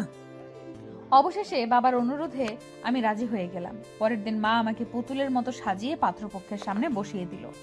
পাত্রপক্ষ আমাকে খুঁটিয়ে খুঁটিয়ে দেখলো। সে অবধিও ঠিক আছে, কিন্তু হঠাৎ ছেলের মা বলে উঠল, দেখা দেখি তো অনেক হলো, জানারও তো আর কিছু নেই। আমরাই তো। দেখি মা, তোমার বাম হাতটা দাও তো। শেষের কথাগুলো আমাকে উদ্দেশ্য করে বলল। আমি ওনার কথার কোনো মানে না বুঝতে পেরে সবার সামনে বাধ্য মেয়ের মতো হাতটা বাড়িয়ে দিতেই ছেলেটা আমার হাতের মধ্যে আংটি পরিয়ে দিল। আমার আঙুলে আংটি পড়তেই আমি রাগী চোখে বাবার দিকে তাকালাম। বাবা চোখ নামিয়ে নিল। আমি ওখান থেকে চলে আসার জন্য পা বাড়িয়েছি। তখন বড় বাবা বলে উঠলেন, হিয়া, ওখানে বসো। আমি ওনাদের সামনে সোফার উপর বসে পড়লাম। আমার মাথাটা যেন ঝিমঝিম করছে, পুরো পৃথিবীটা মনে হচ্ছে ঘুরছে। নিজের অনিচ্ছা সত্ত্বেও আমি ওখানে বসে রইলাম। ওনারা চলে যেতেই আমি রাগে চেঁচিয়ে উঠলাম, বাবা, তুমি এখনো চুপ করে আছো? কি বলেছিলে তুমি? আর এখন কি হলো? আমি আংটিটা হাত থেকে খুলতে যাচ্ছিলাম, মা আমাকে বাধা দিয়ে বলল, এসব কি ধরনের ছেলে মানুষই?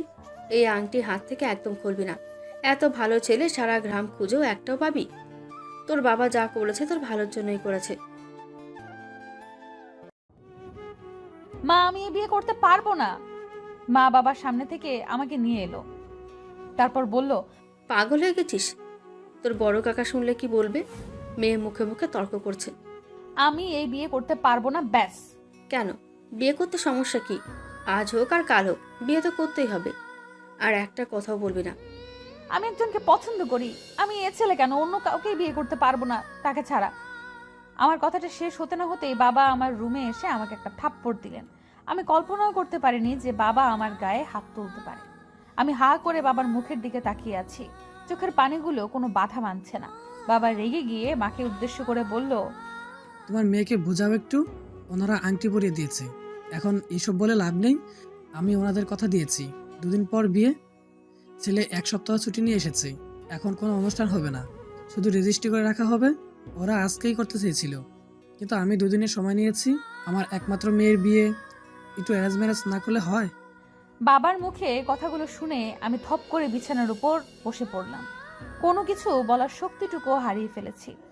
বাবা এভাবে আমার বিয়ে ঠিক করে ফেলবে আমি কল্পনাও করতে পারিনি। বেশি বাড়াবাড়ি করলে কালকে আমি বিয়ের ব্যবস্থা করছি। কথাগুলো বলেই বাবা আমার রুম থেকে বের হয়ে গেলেন। মা আমাকে বুঝিয়ে সুঝিয়ে চলে গেল। আমি পাথরের মতো অনড় হয়ে ওখানেই বসে রইলাম। রাতে খাওয়া দাওয়া না করেই শুয়ে রইলাম। মা কয়েকবার খাওয়ার জন্য ডাকলেও বাবা একটা কথাও বললেন না, নিজে খেয়ে দিয়ে চুপচাপ শুয়ে পড়লো। বাবা তো কখনো এমন করে না আমার সাথে, তাহলে আজ কেন এমন করছে? হিমাও নেই যে ওর সাথে একটু গল্প করব। আমার বিয়ে ঠিক হয়েছে শুনে কালকেই চলে আসবে বললো। আমি আংটিটা খুলে টেবিলের উপর রেখে আবির ভাইকে কল করে সবটা বলতেই আবির ভাইয়া বলল, ছোট কাকা এমনটা করতে পারে না, এভাবে তোর বিয়ে দিতে পারে না। আমার পরশুর সেন্ট্রাল ভাইবা আছে, ওটা শেষ হলেই আমি বাড়ি চলে আসছি। তুই চিন্তা করিস না, সব ঠিক হয়ে যাবে। কিছুই ঠিক হবে না। পরশু এসে আমার বিয়ে দেখতে চান? আবির ভাইয়া আজ একটা কথা সত্যি করে বলুন তো, আপনি কি সত্যিই চান যে আমার বিয়ে হয়ে যাক অন্য কারোর সাথে? এসব তুই কি বলছিস ইয়া? আর আমার চাওয়া না চাওয়ার কি কোনো মূল্য আছে তোর কাছে? তুই তো বলছিস এখন বিয়ে করবি না। কেন বলছি সেটা মনে হয় জানেন না। কেন? এখনো চুপ করে থাকবেন? আমি সব জানি ভাইয়া, আপনি যদি এখনো চুপ করে থাকেন তাহলে আমি সত্যি বিয়ে করে নেব। একবার শুধু বলুন। হ্যাঁ হিয়া, আমি মানছি আমি তোকে ভালোবাসি, কিন্তু আবির ভাইয়ের মুখে এই কথাটা শোনার জন্য আমি কতদিন ধরে অপেক্ষা করছিলাম। আজ তার অবসান ঘটলো, তবে এমন একটা পরিস্থিতিতে এমন কথা শুনতে হবে তা ভাবতে পারিনি। আমি এবার আনন্দে কান্না করে দিলাম, তারপর বললাম, আমি আপনাকে ভালোবাসি ভাইয়া, আর আপনিও আমাকে ভালোবাসেন। পৃথিবীর আর কোনো শক্তি নেই যে আমাকে অন্য কারোর সাথে বিয়ে দিতে পারে। আমি আপনাকে ছাড়া অন্য কাউকে বিয়ে করব না। আপনি তো আমাকে গ্রহণ করবেন আপনার জীবনে। হিয়া এখন এসব বলার সময় নয়, আগে কাকাকে বোঝাতে হবে। বিয়েটা যে করে হোক আটকাতে হবে। কাকা এইভাবে তোর বিয়ে দিতে পারে না। সেটা নিয়ে আপনাকে ভাবতে হবে না, আপনি নিশ্চিন্তে থাকুন। আমি কিছুতেই এই বিয়ে করব না। হিয়া, তুই আমার সাথে মজা করছিস না তো? দেখ, মজা করা আমার একদম পছন্দ নয়। তুই যদি মজা করে থাকিস আমার থেকে সত্যিটা জানার জন্য, তাহলে কিন্তু ভালো হবে না। আপনার মনে হচ্ছে এমন একটা ব্যাপার নিয়ে আমি মজা করছি? আপনি হিমা বা চাচিকে জিজ্ঞেস করে দেখুন। আচ্ছা, আমি শুনছি। যদি এটা মজা হয় তাহলে তো বুঝতেই পারছিস। আচ্ছা, আমি আমার মনের কথাগুলো কাউকে জানাতে পারিনি এখনো, এমনকি হিমাকেও জানাতে ভয় লাগছে। ও যদি সবাইকে বলে দেয়, কিন্তু বিয়েটা তো আমি এখনো ভাঙতে পারিনি। বাবা বলেছে যে ছেলে নাকি বিয়ে পিছিয়ে দিয়েছে, ওদেরও বাজার সদাই করতে হবে। আর এবারের ছুটি তো কেটেই গেল, আবার ছুটি নিয়ে এসে একেবারে বিয়ের অনুষ্ঠান করে নিয়ে যাবে। কথাটা শুনে আমি যেন স্বস্তির নিঃশ্বাস ফেললাম। আবির ভাইয়া চলে আসলে কোনো একটা ব্যবস্থা নিশ্চয়ই করবে। আবির ভাইয়া বাবার সাথে কথা বলেছে, বাবা কারো কথাই শুনছে না, সে আমাকে বিয়ে দিয়েই ছাড়বে। আমি আবির ভাইয়ার ভরসায় আছি এখন, জানি না আমাদের ভালোবাসার জোর কতটুকু। রাতে আমি ঘুম থেকে উঠে দেখি মা পাশে নেই। আমার কেমন যেন ভয় লাগছিল। রাত প্রায় 3টা বাজে। আমি মাকে ডাকার জন্য বাবার ঘরের দিকে যেতেই শুনতে পেলাম যে বাবা বলছে, ও তো বুঝতে পারেনি যে কালকেই বিয়ে, ওকে কিন্তু কিছুতে জানানো যাবে না। তাহলে কি করবে না করবে কে জানে। ওকে যে কোনো বিশ্বাস নেই এখন আমার। এখনো রাজি হয়নি বিয়েতে, তাই না? না, রাজি হতে হবে না, ভেবো না তুমি। এই বয়সে এমন পাগলামি একটু একটু করেই থাকে। তুমি শুধু ওকে একটু চোখে চোখে রেখো, ছেলেটা অনেক ভালো। বিয়ে হয়ে গেলেই দেখবে সব ঠিক হয়ে যাবে। আমার কিন্তু ভয় লাগছে। মেয়েকে এইভাবে জোর করে বিয়ে দেওয়াটা কি ঠিক? যদি বিয়ের পর সমস্যা করে তখন তো আরও সমস্যা হবে। তুমি বেশি ভেবো না তো, কত বিয়ে দেখলাম এমন, সব ঠিক হয়ে যাবে। আচ্ছা তুমি এবার যাও, ও আবার জেগে যেতে পারে। কথাগুলো শুনেই আমি কান্না করতে লাগলাম। আমার বাবা মা আমার সাথে এমন শত্রুতা কেন শুরু করে দিয়েছে আমি বুঝতে পারছি না। তার মানে কালকেই আমার বিয়ে দিবে? আমি যেন উল্টাপাল্টা কিছু না করি তাই আমাকে শান্ত করে রেখেছে কেন? মা এসে আমার পাশে শুয়ে পড়লো, তারপর আমার মাথায় হাত বুলিয়ে দিতে লাগলো। আমি কি করব কিছুই বুঝতে পারছি না। এখন তো আবির ভাইয়াকেও জানানো যাবে না, কিন্তু আবির ভাইয়া ছাড়া আর কাউকে আমি বিয়ে করতে পারবো না। সকালের আলো ফোটার আগেই আমি মোবাইলের আলো জ্বালিয়ে বসে বসে খুব সাবধানে একটা চিরকুট লিখলাম। প্রিয় বাবা মা, আমাকে ক্ষমা করে দিও। আমি এই বিয়ে করতে পারবো না। আমি একজনকে ভালোবাসি। তোমরা আমার সাথে এমন কেন করছো জানি না, তবে আমি তোমাদের অনুরোধ রাখতে পারলাম না। সরি বাবা, সরি মা, আমাকে খুঁজতে হবে না। আমি অনেক দূরে চলে যাচ্ছি। ভালো থেকো আর আমার জন্য দোয়া করো। তোমাদের হিয়া। বললাম তো চলে যাব, কিন্তু কোথায় যাব? আবির ভাইকে কল করলাম অনেকবার, কিন্তু এত সকালে আবির ভাইয়া কল রিসিভ করলো না। আমার একমাত্র গন্তব্য এখন আবির ভাইয়ার ভার্সিটি। আমি চুপি চুপি মায়ের বোরকাটা পরে একটা ছোট্ট হ্যান্ডব্যাগে এক বোতল পানি আর মোবাইলটা নিয়ে বেরিয়ে পড়লাম। তারপর বাবার মানিব্যাগ থেকে 10,000 টাকা খানেক টাকা পেলাম, পুরোটাই রেখে দিলাম। তারপর অন্ধকারের মধ্যেই বেরিয়ে পড়লাম। যে মানুষ সকালের আজান হওয়ার পরেও একা রুমের বাইরে যেতে ভয় পায়, সেই মানুষ আজ আজানের সময় বাড়ির বাইরে বেরিয়ে পড়লাম। প্রায় আধা ঘন্টার মতো হেঁটে হেঁটে আমি বাস স্টেশনে পৌঁছালাম। সকালের বাসটা পেয়েও গেলাম। শহর আমাদের গ্রাম থেকে ততটাও দূরে নয়, 2 ঘন্টার মতো সময় লাগে। আমি বাসে উঠে স্বস্তির নিঃশ্বাস নিলাম। তার মানে এতক্ষণও চিঠিটা মনে হয় কারোর হাতে পড়েনি, নইলে এতক্ষণে এখানে লোক চলে আসতো। আমি অবশ্য বোরকা পরে থাকায় কেউ দেখলেও চিনতে পারছে না। এই যা বাচ্চা। বাস চলতে শুরু করলো। আমি আরো কয়েকবার আবির ভাইকে কল করলাম, কিন্তু রিসিভ করলো না। আমার পাশে এক মধ্যবয়স্ক মহিলা বসেছিল। উনি নিজের ফোনটা বের করে আমার দিকে বাড়িয়ে দিল। কোথায় যাবি মা? আমার মেয়েকে একটু কল দিয়ে দিবি? দেখ রিতা লেখা আছে। আমি কোনো কথা না বলে চুপচাপ ফোনটা নিয়ে ওনার মেয়েকে কল করে দিলাম। কিছুক্ষণ পর উনি নিজের ব্যাগ থেকে পাউরুটি আর কলা বের করে খেতে লাগলেন। তারপর আমার দিকে একটা রুটি এগিয়ে দিয়ে বলল, নে মা, রুটিটা খেয়ে নে, আমার ছেলে কিনে দিয়েছে। আমি কি আর এত খেতে পারি? আমি না করা সত্ত্বেও জোর করে আমার হাতে ধরিয়ে দিয়ে বলল, বুড়ি বলে আমার হাতের জিনিস পছন্দ হচ্ছে না? বয়স হয়ে গেলে সবাই ঘৃণা করে। বলেই অভিমানে উনি রুটিটা আমার হাত থেকে নিয়ে আবার ব্যাগে রাখতে যাচ্ছিলেন। আমি ওনাকে খুশি করার জন্য রুটিটা ওনার হাত থেকে নিয়ে খাওয়া শুরু করলাম। এতটা রাস্তা হেঁটে ক্ষুধাও পেয়েছিল। রুটিটা খাওয়ার সাথে সাথে আমার কেমন যেন ঘুম পেতে লাগলো। আমি চোখ দুটো বন্ধ করে ফেললাম। এত সকালে উঠায় হয়তো ক্লান্তিতে এমনটা হচ্ছে। তারপর আমার আর কিচ্ছু মনে নেই। আমি চোখ খুলে নিজেকে হসপিটালে আবিষ্কার করে অবাক হয়ে গেলাম। আমার ফোন, ব্যাগ সব কোথায়? আর আমি হসপিটালে এবার কি করে আসলাম? আমি আশেপাশে তাকিয়ে আরো অনেক লোকজন দেখতে পেলাম। বোঝাই যাচ্ছে যে এটা কোনো সরকারি হাসপাতাল। আমি নড়াচড়া করতে গিয়ে বুঝতে পারলাম যে আমাকে স্যালাইন দিয়ে রাখা হয়েছে। মাথাটা এখনো ঝিমঝিম করছে। সামনে একজন ডাক্তারকে দেখতে পেয়ে তাকে ডাকতে লাগলাম, এক্সকিউজ মি ডাক্তার সাহেব। আমার ডাক শুনে ডাক্তারটা আমার দিকে তাকালো। ডাক্তারকে দেখেই আমার আবার অজ্ঞান হয়ে যাওয়ার মতো অবস্থা। আমি আস্তে আস্তে করে বললাম, সাহিল ভাইয়া আপনি এখানে? এখন কেমন লাগছে? আপনি ঠিক আছেন তো? কি হয়েছিল? এতগুলো প্রশ্নের উত্তর কিভাবে দিব? তার আগে এটা বলুন যে আমি এখানে কি করছি, আর আপনি এবার এখানে কেন? তোমার কি কিছুই মনে নেই? মনে থাকলে কি আর জিজ্ঞেস করতাম? আমি যেহেতু ডক্টরের অ্যাপ্রন পরে আছি, নিশ্চয়ই আমি ডক্টর। আর তুমি যেহেতু রোগীর বেডে শুয়ে আছো, তার মানে তুমি রোগী। সিম্পল ব্যাপার, এতে না বোঝার কি আছে? কিন্তু আমি তো বাসে ছিলাম। তাহলে আমি এখানে কতক্ষণ ধরে আছি? ঘন্টা 2 হবে হয়তো। আমি তো একটু আগে ডিউটিতে এসে তোমাকে দেখে অবাক হয়ে গেছি। প্রথমে ভেবেছিলাম যে হয়তো আমার মনের ভুল, কিন্তু পরে দেখি না। আপনার ফোনটা দেওয়া যাবে? চিন্তা করো না, আমি তোমার বাসা জানিয়ে দিয়েছি।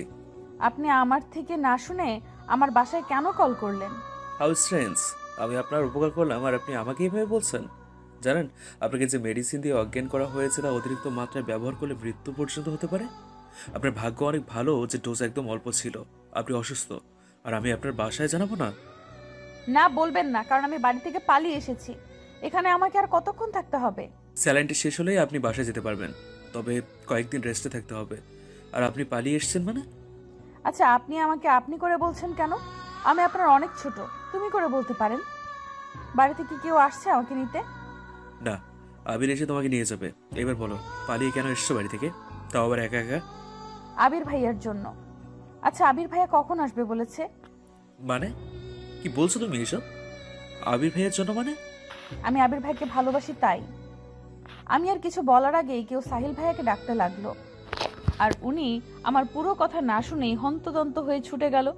সাহিল ভাইয়া যেতেই আমার মনে পড়লো যে ওনাকে আমি আবির ভাইয়ার কথা কেন বললাম। এখন যদি উনি বাড়িতে সব বলে দেয়, ওই মেডিসিনের প্রভাবে কি সত্যি আমার জ্ঞান বুদ্ধি লোপ পেয়েছে? আমি যাকে তাকে সব বলে দিচ্ছি। প্রায় ঘন্টা দুয়েক পর আমার স্যালাইন শেষ হলো। একজন নার্স এসে স্যালাইনের সুচটা খুলে দিল। এরই মধ্যে সাহিল ভাইয়া আর একবারও আসেনি, হয়তো ব্যস্ত আছে। কিন্তু আবির ভাইয়াও এখন আসছে না কেন? আমার খুব চিন্তা হচ্ছে। একজনের কাছ থেকে সময় জানতে পারলাম যে প্রায় 3টে বেজে গেছে। আমি একটা বিষয়ে অবাক হচ্ছি, আমি হাসপাতালে অথচ আমার বাড়ির কেউ আসলো না। আবির ভাইয়া কখন আমায় নিয়ে যাবে সেই আশায় আছে। আমাকে নিয়ে কারোর কোনো মাথা ব্যথা নেই। পরক্ষণেই মনে হলো যে আজ আমার বিয়ে হওয়ার কথা ছিল, আর সেখান থেকে আমি পালিয়ে এসেছি। বাড়ির লোক তো আমার উপরে ভীষণ রেগে আছে, তাই বলে একবার দেখতেও আসবে না। শরীরটা বড্ড ক্লান্ত, সকাল থেকে না খাওয়া।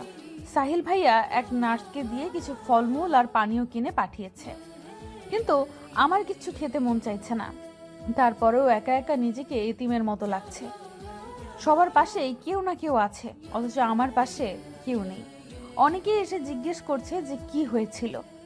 শেষে বিরক্ত হয়ে চোখ বন্ধ করে ঘুমের ভান ধরে পড়ে রইলাম। আর কারোর কোনো প্রশ্নের উত্তর দিতে মন চাইছে না। কতক্ষণ এভাবে শুয়েছিলাম মনে নেই। হঠাৎ মাথায় কারোর হাতের ছোঁয়া পেতেই চোখ দুটো আপনা আপনি খুলে গেল। আমি চোখ খুলে আবির ভাইকে দেখে লাফ দিয়ে বেড থেকে উঠে বসলাম। তারপর চোখে মুখে খুশির আভা ফুটিয়ে তুলে বললাম, আপনি এসেছেন? এত দেরি কেন করলেন? আমি কখন থেকে একা একা আপনার জন্য ওয়েট করছি। জানেন, বাড়ি থেকে কেউ আমাকে দেখতে আসেনি। কথাটা বলে আমি কান্না করে দিলাম। আমাকে কান্না করা দেখে আবির ভাইয়া আমার মাথায় হাত বুলিয়ে দিতে দিতে বলল, গাধি, তুই বাড়ি থেকে পালিয়ে এসেছিস, ধরতে গেলে বিয়ের আসর থেকে। বাড়ির সবাই ভীষণ রেগে আছে। ছেলে পক্ষকে জানিয়েছে যে কিছু ঝামেলার কারণে আজ আর বিয়েটা হবে না।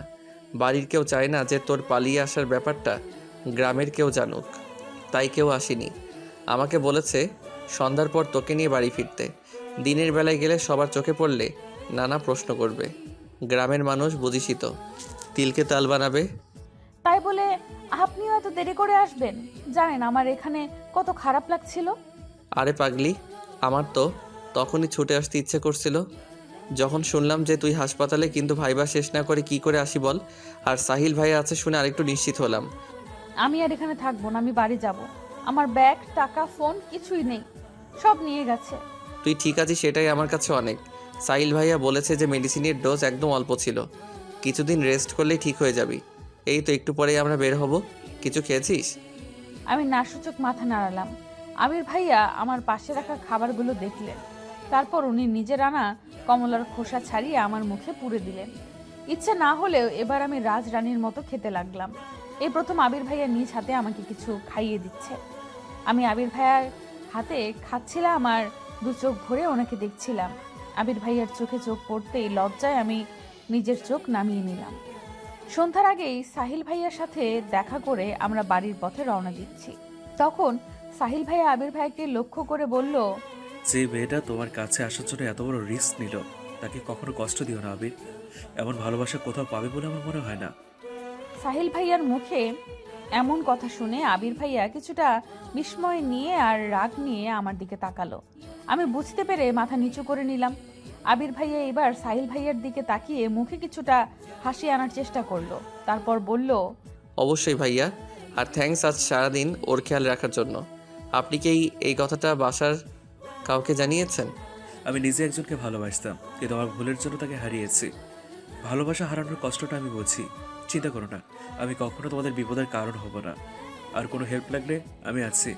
ইয়া, তোমার বাসার সবাই মনে করেছে যে তুমি আমার কাছে চলে এসেছিলে, কিন্তু আমি তোমাকে পাত্তা দিইনি। তাদের ফোন করে সবটা জানিয়ে দেওয়ার জন্য আমাকে থ্যাঙ্কস জানিয়েছে, আর তোমার হয়ে ক্ষমাও চেয়েছে। আবিরের জন্য এসে জানলে এতক্ষণে হয়তো শেষের কথাগুলো সাহিল ভাইয়া আমাকে উদ্দেশ্য করে বলল। তার মানে আমার বাবা মা ভেবেছে যে আমি সাহিল ভাইয়াকে ভালোবাসি। হায় আল্লাহ! সাহিল ভাইয়ার মুখে কথাগুলো শোনার পর আবির ভাইয়া আমার হাতটা শক্ত করে চেপে ধরে বলল, আমি হিয়ার সুখের জন্য সব করতে পারি। আল্লাহর কাছে লাখ লাখ শুক্রিয়া যে আজ হিয়ার কিছু হয়ে যায়নি, নইলে আমি নিজেকে কখনো ক্ষমা করতে পারতাম না। কিভাবে তুমি ওকে রক্ষা করবে আবির? কি অধিকার আছে তোমার ওর উপর? ভালোবাসার জোর। আমি হিয়াকে অনেক ভালোবাসি, আর সেই জোর দিয়ে আমি ওকে রক্ষা করব। আদৌ কি সেটা এত শক্তিশালী? মানে? হিয়া বাসা যাওয়ার পরেই ওই ছেলেটার সাথে জোর করে হিয়ার বিয়ে দিয়ে দেবে। ওই ছেলে জানে যে হিয়া সাজার জন্য পার্লারে এসছে, তাই এত দেরি হচ্ছে। এই কারণেই তোমাদের বাসা থেকে কেউ আসতে পারেনি, সবাই হিয়ার পৌঁছানোর অপেক্ষায় আছে। আর একবার হিয়ার বিয়েটা হয়ে গেলে? আমি কিছুতেই হিয়ার এই বিয়ে হতে দেব না, কিন্তু আমাকে তো বলেছে যে বিয়ে পিছিয়ে গিয়েছে। কারণ তুমি যদি হিয়াকে বলে দাও তাই। আর কিভাবে তুমি হিয়ার বিয়ে আটকাবে? হ্যাঁ, তুমি তো হিয়াকে বাসায় নিয়ে যাচ্ছ, আর ওখানে গেলে কেউ তোমার কথা শুনবে না। আমি বাড়ি যাব না। আমি অন্য কাউকে বিয়ে করতে পারবো না। আমার বাবা মা আমার সাথে কেন এমন করছে? আমি অসুস্থ আর তারা আমার বিয়ে নিয়ে পড়ে আছে। আমি এখন কি করব? একটাই রাস্তা আছে, যদিও তো অনেক রিস্কি, কিন্তু এছাড়া আর কোনো উপায় নেই এই বিয়ে আটকানোর। কি সেটা? আবির, তুমি কি হিয়াকে সত্যিই ভালোবাসো? আমি আর কতবার বলবো? হ্যাঁ, আমি হিয়াকে ভালোবাসি, ভীষণ ভালোবাসি। কেন? হিয়াকে বিয়ে করতে পারবে? ভালোবাসি যখন, বিয়ে তো অবশ্যই করব। আর আমি সে কথা বলিনি। তুমি কি এখন হিয়াকে বিয়ে করতে পারবে? আমি হিয়াকে এভাবে পেতে চাই না। আমার পরিবারের সবাইকে কষ্ট দিয়ে আমরা কি সুখী হতে পারবো? সবার সম্মতিতে আমি হিয়াকে নিজের করে পেতে চাই। আর এখন আমার নিজেরই কোনো ঠিক ঠিকানা নেই, হিয়াকে ভালো রাখবো কি করে?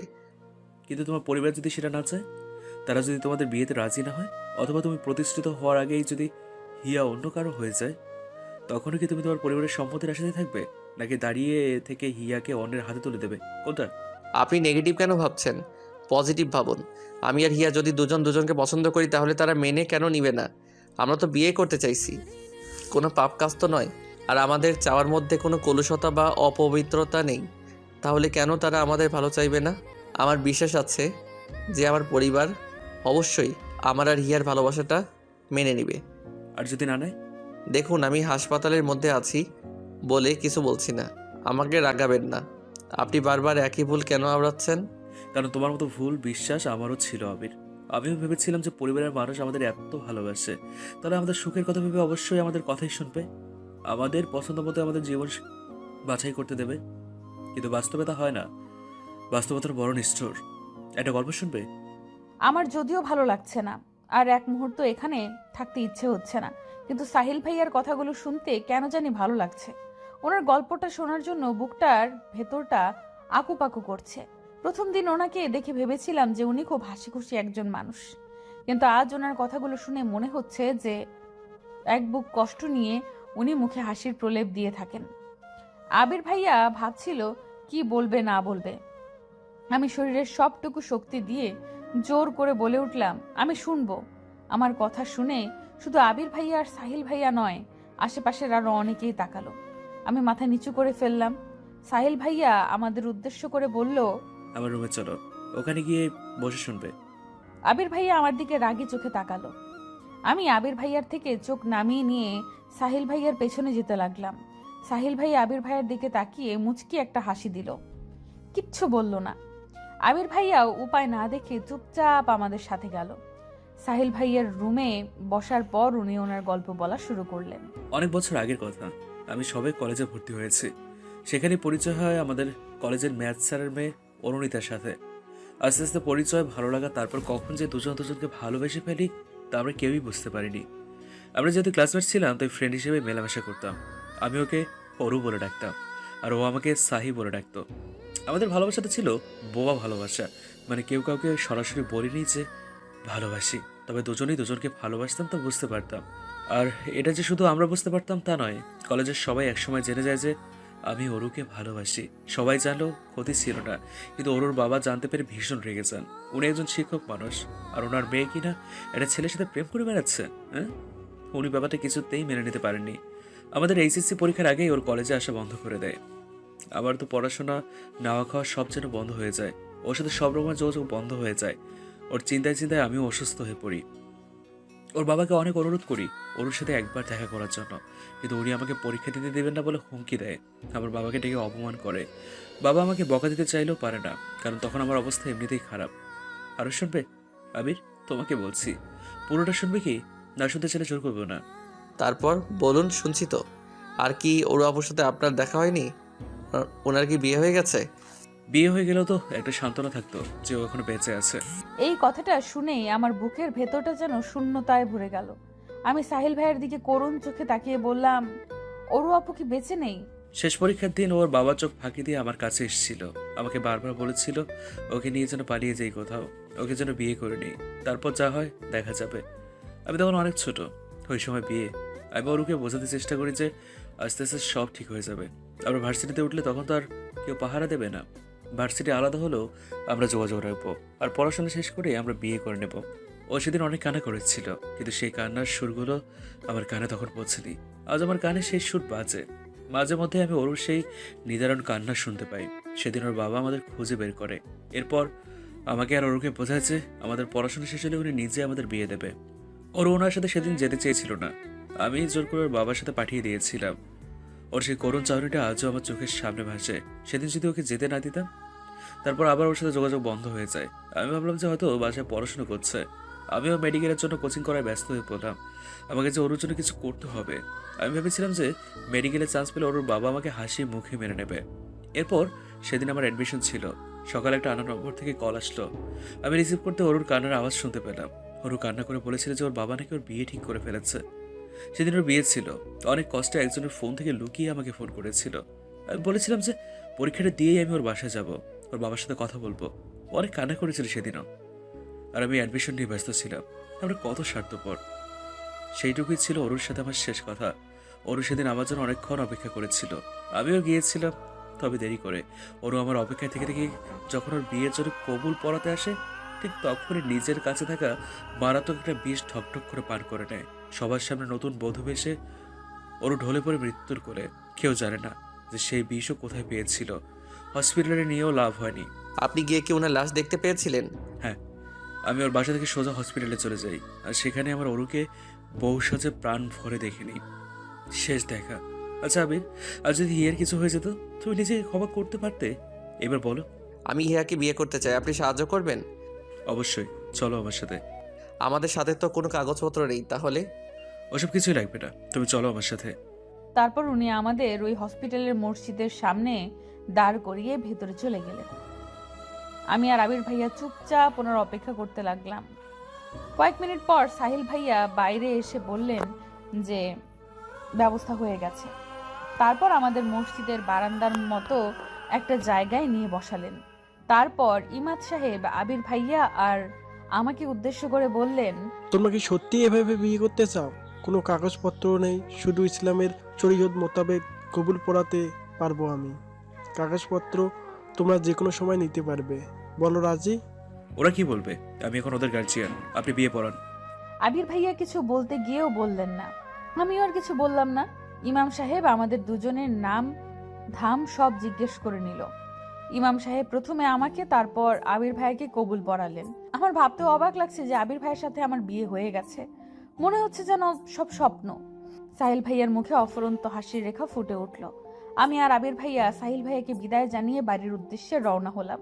সন্ধ্যা হয়ে গেছে, রাস্তাঘাট অন্ধকার হতে শুরু করেছে, সাথে আমাদের আশাগুলো। জানি না বাড়িতে আমাদের জন্য নতুন কোনো ঝড় তুফান অপেক্ষা করছে কিনা। আমি আর আবির ভাইয়া বাসে উঠলাম।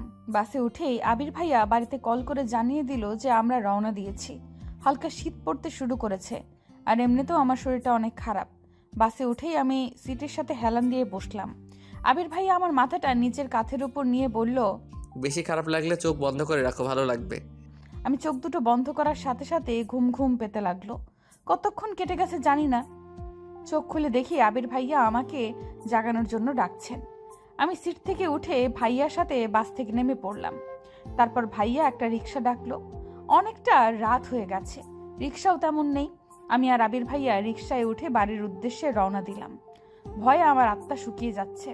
সকালে কাউকে না জানিয়ে চলে গিয়েছিলাম, এখন না জানি সবাই কি বলবে। সবাই নাকি আমার উপরে ভীষণ রেগে আছে।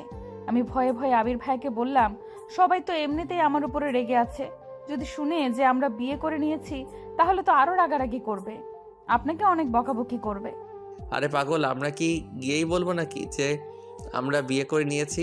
পরিস্থিতি বুঝে কথা বলতে হবে, আমাদের বিয়ের কথা ভুলেও মুখে আনবি না। আগে দেখ কি হয় তারপরে। যদি সাহিল ভাইয়ার কথাই ঠিক হয়, ওই ছেলেটা যদি এখনো আমাদের বাড়িতেই থাকে আর আমি যাওয়ার সাথে সাথে আমাকে জোর করে বিয়ে দিয়ে দেয়? তুই এখন অনেক অসুস্থ, আর আমার মনে হয় না যে এই অবস্থায় বাড়ির সবাই তোর বিয়ে নিয়ে কথা বলবে। যদি বলে? তুইও এই সাহিল ভাইয়ার মতো নেগেটিভ ভাবতে শুরু করেছিস। চুপচাপ চল, বেশি কথা বলতে হবে না, সে যা হয় দেখা যাবে। রিক্সা থেকে নামতেই দেখতে পেলাম যে হিমা আর আমার মা গেটের সামনে দাঁড়িয়ে আছে। আমাকে দেখেই হিমা দৌড়ে আসলো, তারপর কান্না করতে করতে বলল, তুই কাউকে কিছু না বলে কোথায় গিয়েছিলি? আমরা তোকে কত খুঁজেছি জানিস, সবাই কত চিন্তা করছিল যদি তোর কিছু হয়ে যেত। ভাগ্যিস সাহেল ভাই ফোন করেছিল, আরেকটু দেরি হলেই তো বড় কাকা পুলিশের কাছে যেতে চলেছিল। যদিও এইটুকু বলতেই মা হিমাকে থামিয়ে দিয়ে আমাকে বাড়ির মধ্যে টেনে নিয়ে গেলেন। তারপর জিজ্ঞেস করলো, তুই ঠিক আছিস তো? তোর বাবা আর কাকারা কিন্তু ভীষণ রেগে আছে, একটা কথা বলবি না, গিয়ে কি লাভ হলো? দেখলি তো, মা বাবা ছাড়া কেউ আপন হয় না। এবার লক্ষ্মী মেয়ের মতো আমাদের পছন্দের ছেলেকে বিয়ে করে নিবি। আমার প্রচন্ড রাগ হচ্ছে মায়ের কথা শুনে। আমি বাইরে থেকে আসলাম, এত বড় একটা ঘটনা ঘটে গেল, তারপরেও মা সেই বিয়ে দেওয়া নিয়েই পড়ে আছে।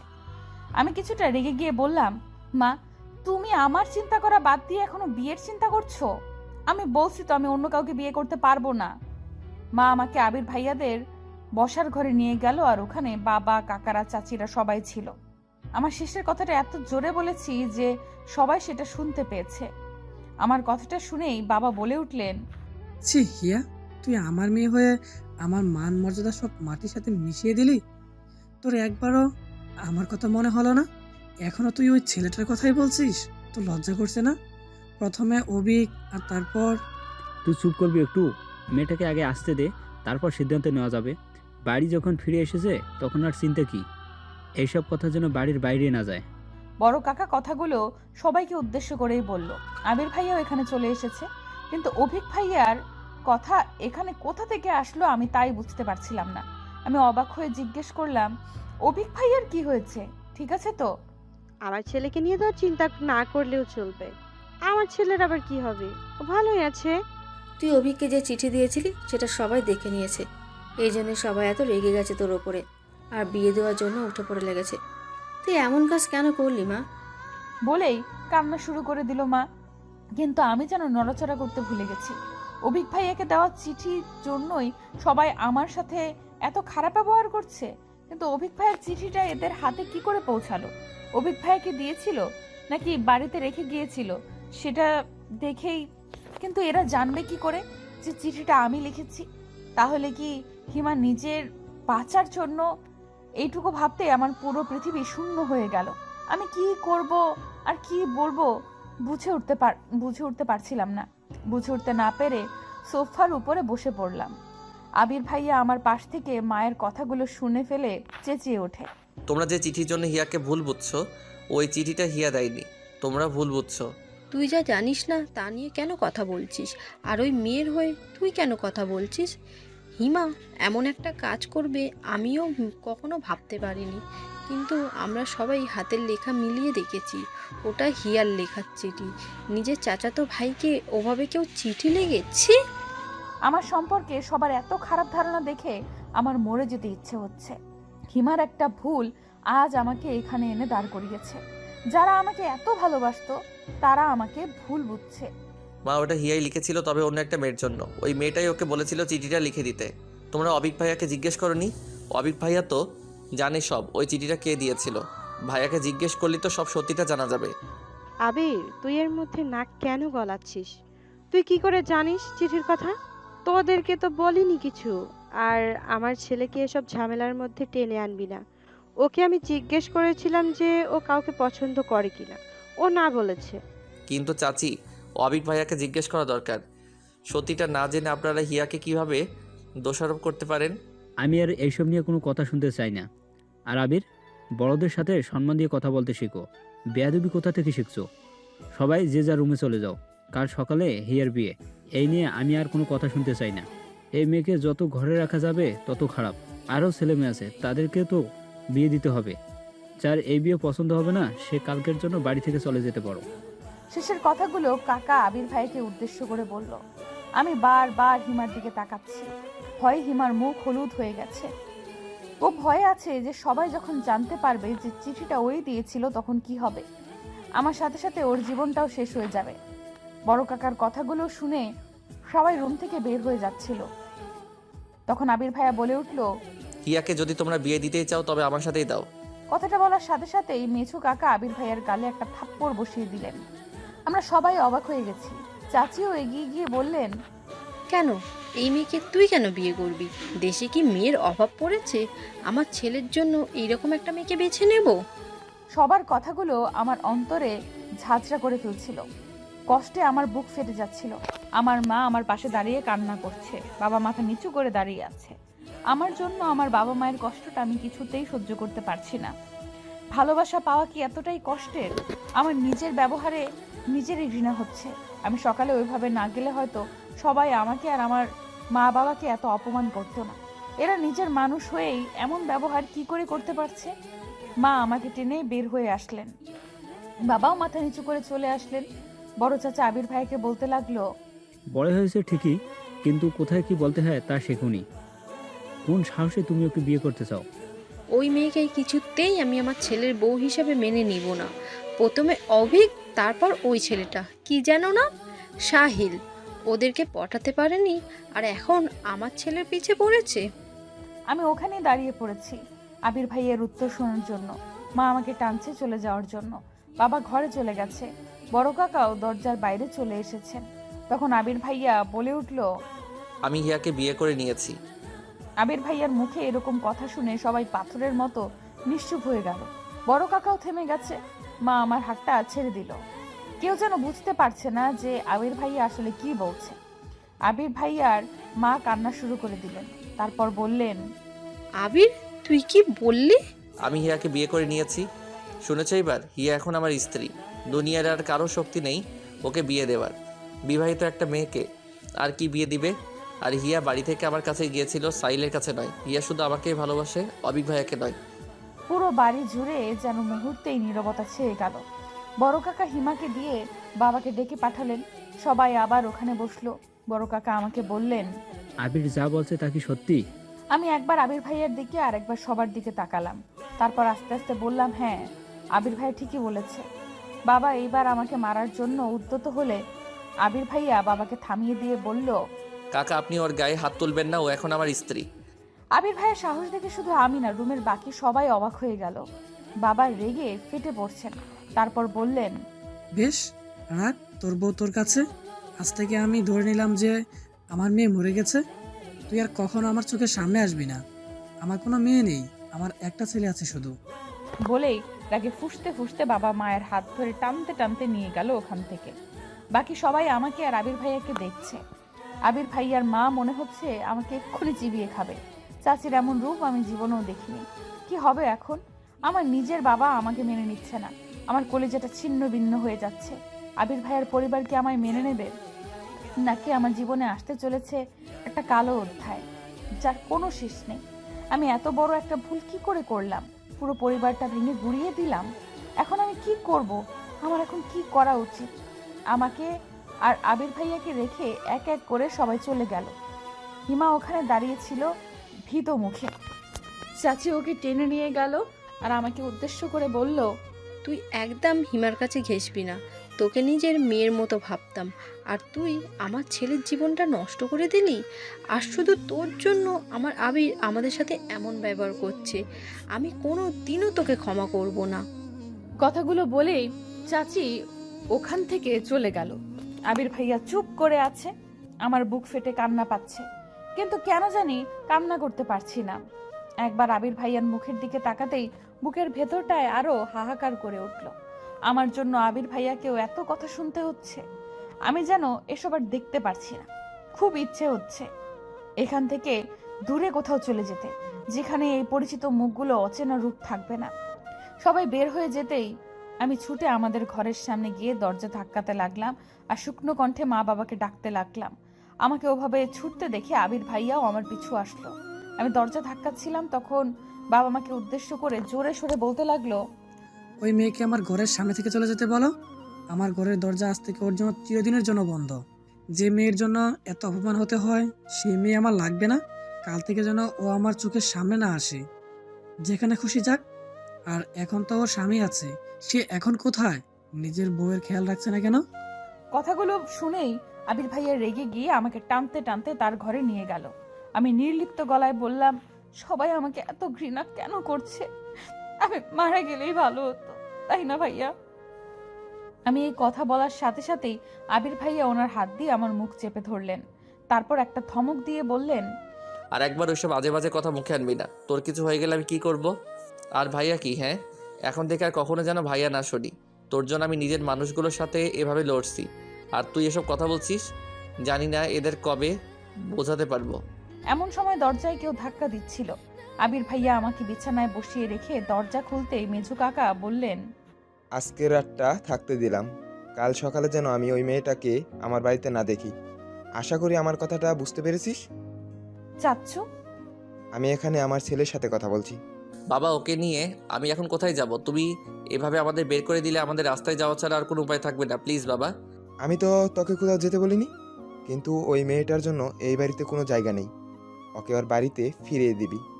কিভাবে দিবি সেটা নিশ্চয়ই আর বলে দিতে হবে না। বাবা, আমি ওকে বিয়ে করে নিয়েছি, ও এখন থেকে আমার সাথেই থাকবে। তাহলে আমার আর কিছু করার নেই। তোর মতো অবাধ্য ছেলের আমার দরকার নেই। আর একটা কথা শুনে রাখ, এখন থেকে আমি আর তোর পড়াশোনার খরচ দিতে পারবো না। যে মানুষ বউ চালাতে পারে সে পড়ার খরচটাও জোগাতে পারবে। বলে দরজাটা খট করে ধাক্কা দিয়ে বের হয়ে গেল কাকা। আবির বিষণ্ণ মুখে আমার পাশে বসে পড়ল। আমি আর বসে থাকতে পারছিলাম না। আজ সারা দিন আমার কিভাবে কেটেছে তা ভুলেই গেছিলাম।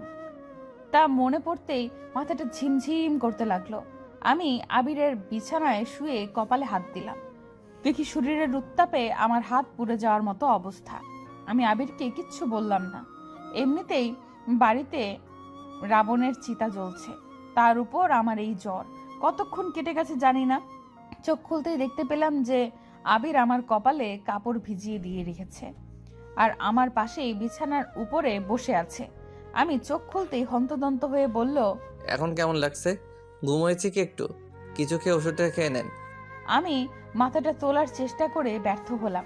আবির নিজে আমার মাথার নিচে বালিশ দিয়ে আমাকে বসিয়ে দিল। তারপর খাবারের প্লেটটা আমার সামনে এনে নিজ হাতে মাখিয়ে বলল, দেখি এবার হা কর। ভাইয়া সরি, মানে আমি বলছিলাম যে আপনি আমার মাকে একটু ডেকে দিন, আপনি ঘুমিয়ে পড়ুন, আর আমার হাত দিয়ে আমি খেতে পারবো। আর এত রাতে আপনি খাবার আর ওষুধ কোথায় পেলেন? হিমা দিয়েছে। আর দেখ হিয়া, এখন তুই অসুস্থ, একদম বেশি কথা বলবি না। তোর মা এখন ঘুমিয়ে পড়েছে, চুপচাপ খেয়ে ওষুধটা খেয়ে ঘুমিয়ে পড়। আমি আর কিছু না বলে বাধ্য মেয়ের মতো খাবারটা খেতে লাগলাম। তারপর আব্রিলকে উদ্দেশ্য করে বললাম, আপনি কি কিছু খেয়েছেন? আমাকে নিয়ে তোর চিন্তা করতে হবে না, আমার অভ্যাস আছে। আপনিও খান আমার সাথে। আপনি না খেলে আমিও আর খাবো না। হিয়া, জিদ না করে খেয়ে নে, অনেক রাত, এখন বেশি কথা বলিস না। অবশেষে আমার জিদের কাছে আবির হেরে গেল আর ও নিজেও আমার সাথে খেয়ে নিল। তারপর আমি ওষুধ খেয়ে কখন ঘুমিয়ে পড়েছি মনে নেই। সকালের আলো ফুটেছে মাত্র। আমার শরীরটা এখন অনেকটা সুস্থ। আমি বাথরুম থেকে ফ্রেশ হয়ে এসে দেখি যে আবির ঘুমাচ্ছে। আমি ওনার মায়াবী মুখটার দিকে অপলক দৃষ্টিতে তাকিয়ে আছি। এমন সময় দরজায় ধাক্কার আওয়াজে আমি চমকে ঘুম ভাঙে। আমি দরজা খুলতেই হিমা হন্তদন্ত হয়ে রুমে প্রবেশ করেই আশেপাশে দেখে দরজাটা বন্ধ করে দেয়। আমি অবাক হয়ে জিজ্ঞেস করলাম, এত সকালে তুই? কি হয়েছে, এমন হাঁপাচ্ছিস কেন? তোর জ্বর তো এখন নেই।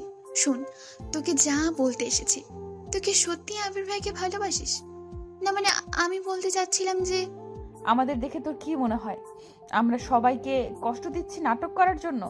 তোর একটা চিঠি পুরো পরিবারকে ভেঙে দিচ্ছে, আর তুই আমাকে জিজ্ঞেস করছিস আমি তোর ভাইকে ভালোবাসি কিনা? তোকে বাঁচাতে আমরা চুপ করে আছি, আর তুই কিনা। সরি হিয়া পাখি, আমাকে মাফ করে দে। আমি বুঝতে পারিনি যে এই বিষয়টা এত দূর করাবে। তুই আমাকে হেল্প করেছিস আর আমি তোকে হেল্প করব না? তুই কি বলতে চাচ্ছিস সীমা? তুই আবির ভাইকে সত্যি ভালোবেসে থাকলে এখনই এখান থেকে চলে যা। হিমা, এসব তুই কি বলছিস? আমরা পালাবো কেন? এখন তো সবাই ব্যাপারটা জেনেই গেছে। আজ হোক আর কাল হোক সবাই মেনে নেবেই। আমরা তাদের সন্তান। বড় কাকা এসেছে, কি বলছে শুনলে তুইও পালাতে চাইবি। কিরে হিমো, এত সকালে তুই? কিছু হয়েছে? ভাইয়া তুমি তাড়াতাড়ি উঠে রেডি হও। রেডি হব মানে কি বলছিস তুই এসব? হিয়াকে নিয়ে এক্ষুনি বাড়ি থেকে চলে যাও। হিমো, তুই কি পাগল হয়ে গেছিস নাকি? আর সবার মতো তুই আমাদের তাড়ানোর জন্য উঠে পড়ে লেগেছিস? বড় কাকা এসেছে, বাবা আর কাকারা সবাই কথা বলছে ওই ঘরে, আমি মাত্র শুনে আসলাম। কি বলছে সবাই? বড় কাকারা আর সবাই মিলে এই সিদ্ধান্ত নিয়েছে যে এখনকার মতো তোদের মেনে নেবে, কিন্তু কাউকে কিছু জানাবে না। তারপর আবির ভাইয়া চলে যাওয়ার পর তোদের ডিভোর্স পেপার রেডি করবে, আর সেখানে যেভাবেই হোক একবার তোমাদের সাইন পড়লেই সব শেষ। হিয়া তোকে আবার বিয়ে দিয়ে দেবে, আর বিয়েটা তখনই দেবে যখন আবির ভাইয়া শহরে থাকবে। আবির ভাইয়া যেন তা জানতে না পারে, তার জন্য। আর একবার বিয়েটা হয়ে গেলেই খেল খতম। আর বাবা আর মেজো কাকা বড় কাকার ওই আইডিয়ার সাথে একমত হয়েছে। আমি সাধারণত এত সকালে উঠি না, কিন্তু সবার চেঁচামেচি শুনে উঠে এসব শুনতে পাই। ওরা এখনো সব কিছু প্ল্যান করছে, কিভাবে কি করবে। আমি তো ওদের কাছে ছুটে এলাম এসব জানানোর জন্য। মগের মুল্লুক পেয়েছে নাকি? আমরা কি ছোট বাচ্চা নাকি যে উল্টাপাল্টা বোঝাবে আর তাই বুঝবো? আমি কিছুতে এসব হতে দেব না। আর আমাদের ডিভোর্স পেপার কি করে পাবে আমাদের তো? তুই ভাইয়া আসলেও কি তোমরা বিয়ে করেছো নাকি সব? চুপ করবি? এত বেশি কথা কেন বলিস? বিয়ে না করলে এত বড় মিথ্যে কথা বলার সাহস হচ্ছে আমাদের? আমরা বিয়ে করেছি, তবে কি? আসলে আমাদের কাগজ এখনো হাতেই পাইনি, তাই না? আর আমরা কিছুতেই বড় কাকার ফাঁদে পা দেব না। তার আগে বল, তুই কি 100% শিওর? 100% মানে 1000% শিওর। আর কিছুক্ষণ থাকলে ওরা চলে আসবে। আর ওদের হাতে পড়লে পালানোর রাস্তা খুঁজে পাবে না। তখন না পারবে বাড়ি থেকে বের হতে, আর না পারবে ওনাদের মুখের উপর কথা বলতে। বাবা তো সকালে চলে যেতেই বলেছিল, তাই এখন যাওয়াটাই যুক্তিযুক্ত। বাড়িতে থাকলেই ঝামেলায় পড়তে হবে। পরে সব ঠিকঠাক হলে বাড়ি চলে এসো ভাইয়া। এখন তুমি হিয়াকে নিয়ে বেরিয়ে পড়ো। কি যাবে? আচ্ছা ঠিক আছে, আমরা এখনকার মতো চলে যাচ্ছি। তুই আমাদের আপডেট জানাস। কিরে তুই কথা বলছিস না কেন? যাবি না আমার সাথে নাকি তুই? অবশ্যই, আমি এখানে থাকলে তো আমাকে বিয়ে দিয়ে দিবে। আমি একাই আপনার কাছে চলে গিয়েছিলাম, আর এখন তো আপনার সাথেই যাব। এখন আর ভয় কি? ভয় হচ্ছে না? কিসের ভয়? আমি কোথায় নিয়ে যাব, কিভাবে রাখবো, কি খাওয়াবো, এসব ভেবে চিন্তা হচ্ছে না? আপনি যেখানে নিয়ে যাবেন আমি সেখানেই যাব। আপনি যেখানে থাকবেন আমিও সেখানেই থাকবো। আর আপনি যা খাবেন আমিও তাই খাবো। কষ্ট হলে সহ্য করতে পারবি? আপন মানুষদের থেকে এত কষ্ট যে মেয়ে হজম করতে পারে, সে অন্য যে কোনো কষ্ট হাসি মুখে বরণ করে নিতে পারে। আপনি শুধু আমাকে এখান থেকে দূরে নিয়ে চলুন। আমি আর এদের এমন ঘৃণার চাহনি সহ্য করতে পারছি না। আমি হিয়ার ঘরে যাচ্ছি, ওর কিছু প্রয়োজনীয় জিনিস নিয়ে আসছি। সবাই এখন বসার ঘরেই আছে। তোমরা তাড়াতাড়ি রেডি হয়ে নাও, বেশি দেরি করা যাবে না। আবির ফ্রেশ হয়ে আসতে আসতে হিমাও একটা ছোটখাটো ব্যাগ নিয়ে হাজির হলো। ওই ব্যাগে কি আছে আমি নিজেও জানি না। ব্যাগের সাথে সাথে হিমা কিছু টাকাও তুলে দিল আবিরের হাতে, আর বলল, কিছু আমার জমানো টাকা, কিছু মায়ের জমানো টাকা, আর কিছু বাবার টাকা থেকে নিয়েছি। কত আছে জানি না, তবে 15-20 হাজার হবে হয়তো। তুই সবার টাকা চুরি করেছিস কেন? এসব নিয়ে এখন তোমার ভাবতে হবে না। মা বাবা যা বলে সেটা পরে দেখা যাবে। তারা এমনিতেই বুঝবে যে টাকাগুলো তুমি নিয়ে গেছো, আমার কিছু হবে না। আর তুমি না থাকলে গালাগালি কাকে করবে? তোমরা তাড়াতাড়ি বের হও, আর হিয়ার খেয়াল রেখো, ও বাইরে কখনো থাকেনি তো। সেটা তোকে বলে দিতে হবে না। তুই নিজের খেয়াল রাখিস, আর এমন কোনো ভুল করিস না যা পুরো পরিবারের জন্য অভিশাপ বয়ে আনে। আমরা বের হব, আর তখনই দেখি যে আমার মা আমার দিকেই আসছে। তারপর কান্না বিজড়িত কণ্ঠে বলল, হিয়া, সবাই তোদের মেনে নিয়েছে। আবিরের পড়াশোনা শেষ হলে তাদের ধুমধামে বিয়ে দিয়ে দেবে। মায়ের আশা দেখে আবির ব্যাগটা খাটের তলায় লুকিয়ে ফেললো। হিমাও দরজার আড়ালে লুকিয়ে পড়লো। আমি মাকে জড়িয়ে ধরে কাঁদতে লাগলাম। তারপর বললাম, সবাই কোথায় মা? আমি জানতাম সবাই আমাদের ক্ষমা করে দেবে। সবাই বসার ঘরে তোদের নিয়ে আলোচনা করছে। আমি তোকে জানাতে আসলাম কথাটা। চল মা, ঘরে চল। মা, তুমি আমার জন্য 1 কাপ চা বানাও তো। যাও, আমি আসছি একটু পরে। মা খুশি মনে ওখান থেকে চলে যেতেই আমি আর আবির পা টিপে টিপে বাড়ি থেকে বেরিয়ে পড়লাম। হিমা বারবার দেখছিল যে কেউ আসছিল কিনা। অবশেষে আমরা সফলভাবে রাস্তায় পৌঁছে গেলাম। রাস্তায় কোনো রিক্সা ছিল না। আমরা হেঁটেই কিছু দূরে গেলাম। তারপর আবির কেউ একজনকে ফোন করে আসতে বলল। কিছুক্ষণ পর একটা রিক্সাওয়ালা আসতেই বুঝতে পারলাম যে আবির ওই রিক্সাওয়ালাকেই আসতে বলেছিল। আবির তাড়াতাড়ি রিক্সা চালাতে বলল, কেউ এসে পড়লে সব পণ্ড হয়ে যাবে। বাসে ওঠার আগে আবির হালকা কিছু নাস্তা আর পানীয় কিনে নিল দোকান থেকে। তারপর বাসে উঠেই আমরা নাস্তা করে নিলাম। আমার খেতে ইচ্ছে হচ্ছিল না, কিন্তু আবিরকে দেখলাম গোগ্রাসে গিলছে, হয়তো অনেক ক্ষুধা লেগেছে। আমরা দুজনেই চুপচাপ বসে আছি। আমি নীরবতা ভঙ্গ করে বললাম, আমরা এখন কোথায় যাচ্ছি? সর্বপ্রথম কেন কাজী অফিসে যেতে হবে? কিন্তু আমরা তো অলরেডি বিয়ে করে নিয়েছি, তাহলে আবার কাজী অফিসে কেন? এইভাবেই বিয়ে করে কি আমরা স্বামী স্ত্রী হইনি? আবার বিয়ে করতে হবে? আরে গাদি, কাগজে কলমে আমাদের বিয়ের রেজিস্ট্রি না থাকলে কেউ কি বিশ্বাস করবে সে আমরা বিবাহিত? তার জন্য। ও আচ্ছা। এখন কেমন লাগছে? খারাপ লাগছে খুব? ভালোই লাগছে। আপনি পাশে থাকলে খারাপ লাগা আমার ধারে কাছেও ঘেঁষতে পারে না। শেষের কথাগুলো বিড়বিড় করে বলায় হয়তো আবির শুনতে পাইনি, তাই আবার বলল, অমন বিড়বিড় করছিস কেন? যা বলার জোরে বল। না কিছু না। বাড়ি থেকে আবিরকে কল করেই যাচ্ছে। আবির কল রিসিভ করছে না। একটু পরেই হিমা কল করলো। আবির ফোনটা রিসিভ করতেই চাচির কণ্ঠ ভেসে এলো, আবির, কোথায় তুই বাবা? তোর বাবা কাকারা সব মেনে নিয়েছে, বাড়ি ফিরে আয় বাবা। তুই আমাদের কিচ্ছু না জানিয়ে এভাবে চলে যেতে পারলি? কোথায় তুই বাবা? তাড়াতাড়ি বাড়ি আয়, সবাই তোদের জন্য অপেক্ষা করছে, আর কেউ কিচ্ছু বলবে না। মা, আমরা চলে এসেছি, অনেক দূর এসে পড়েছি, এখন আর ফিরে যাওয়া সম্ভব নয়। তুমি সবাইকে বলো যে কিছুদিন পর আমি হিয়াকে নিয়ে চলে আসবো। কিন্তু বাবা, তুই তো হোস্টেলে থাকিস, হিয়াকে নিয়ে কোথায় থাকবি? পাগলামি করিস না বাবা, ফিরে আয়। আমি পাশে থাকায় আবির আর চাচির সব কথাগুলো শুনতে পাচ্ছিলাম। চাচি কথাগুলো বলা শেষ করতে না করতেই ফোনের ওপাশ থেকে একটা মোটা পুরুষ কণ্ঠ ভেসে এলো। আমার বুঝতে বাকি রইল না যে এটা বড় কাকা। আবির, তুই যেখানে থাকিস না কেন, হিয়াকে নিয়ে এক্ষুনি বাড়ি চলে আয়। তোর সাহস হয় কি করে বাড়ির মেয়েকে নিয়ে পালানোর? আমি তো পালাইনি, বাবা আমাকে বের করে দিয়েছেন। আমি বলছি ফিরে আয়, যা করার বাড়ি থেকেই করা যাবে। আমাদের আজকে বিয়ে দিবেন কি বাড়ি গেলে? বেহায়া ছেলের কথা দেখো, আগে নিজের পায়ে দাঁড়া, তারপর বিয়ের কথা বলিস। লজ্জা করছে না আমার সামনে বিয়ের কথা বলতে? আপনারা হিয়ার জন্য জায়গায় বিয়ে দিতে চান, তাই না? এসব তোকে কে বললো? সত্যি কিনা তাই বলুন। তার মানে তুই সবটা জেনেই পালিয়েছিস? হ্যাঁ, আমি সব শুনে ফেলেছি। আমাকে আর বোকা বানাতে পারবেন না। আমি তোকে লাস্ট ওয়ার্নিং দিচ্ছি আবির, হিয়াকে নিয়ে ফিরে আয়, এর ফল কিন্তু ভালো হবে না। সরি কাকা, আমি আপনার এই অনুরোধটা রাখতে পারলাম না। আজকের মধ্যে বাড়ি না ফিরলে এই বাড়ির দরজা তোদের জন্য চিরদিনের জন্য বন্ধ হয়ে যাবে, এই আমি বলে রাখলাম। বলে এর আগে ফুঁসতে ফুঁসতে বড় কাকা কল কেটে দেয়।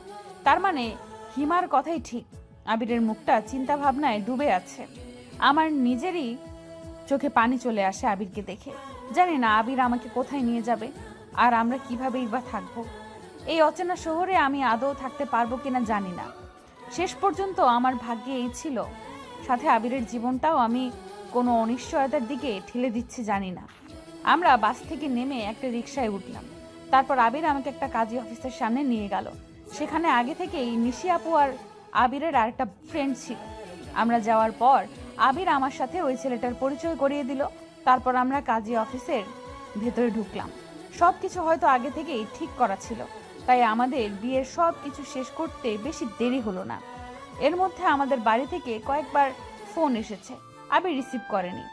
কাজী অফিস থেকে বের হতে প্রায় দুপুর হয়ে গেল।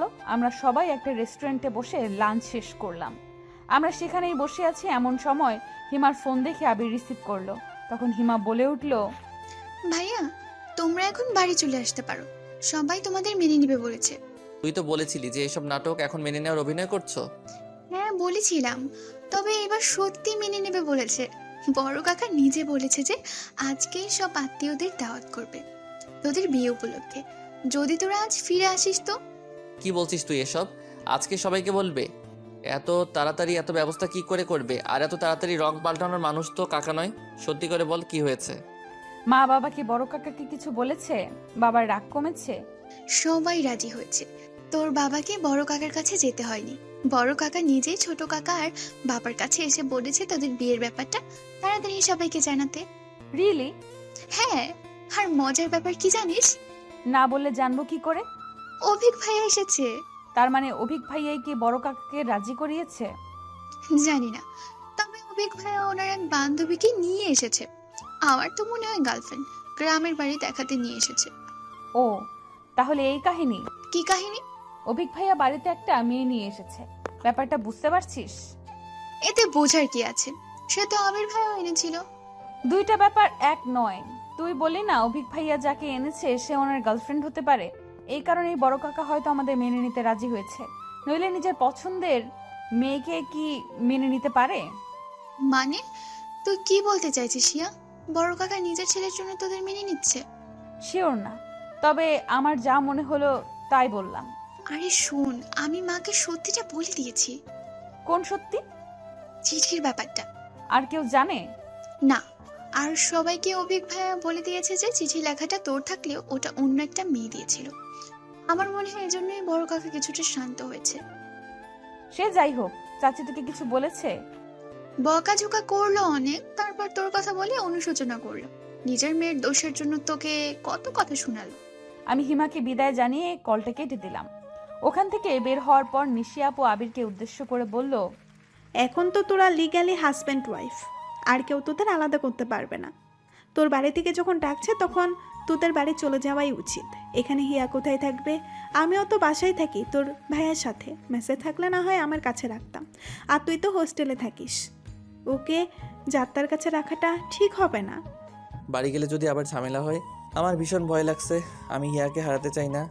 ধুর পাগল, একবার পারিবারিকভাবে তোদের বিয়ের খবরটা জানাজানি হয়ে গেলে আর কে কাকে বিয়ে দিবে?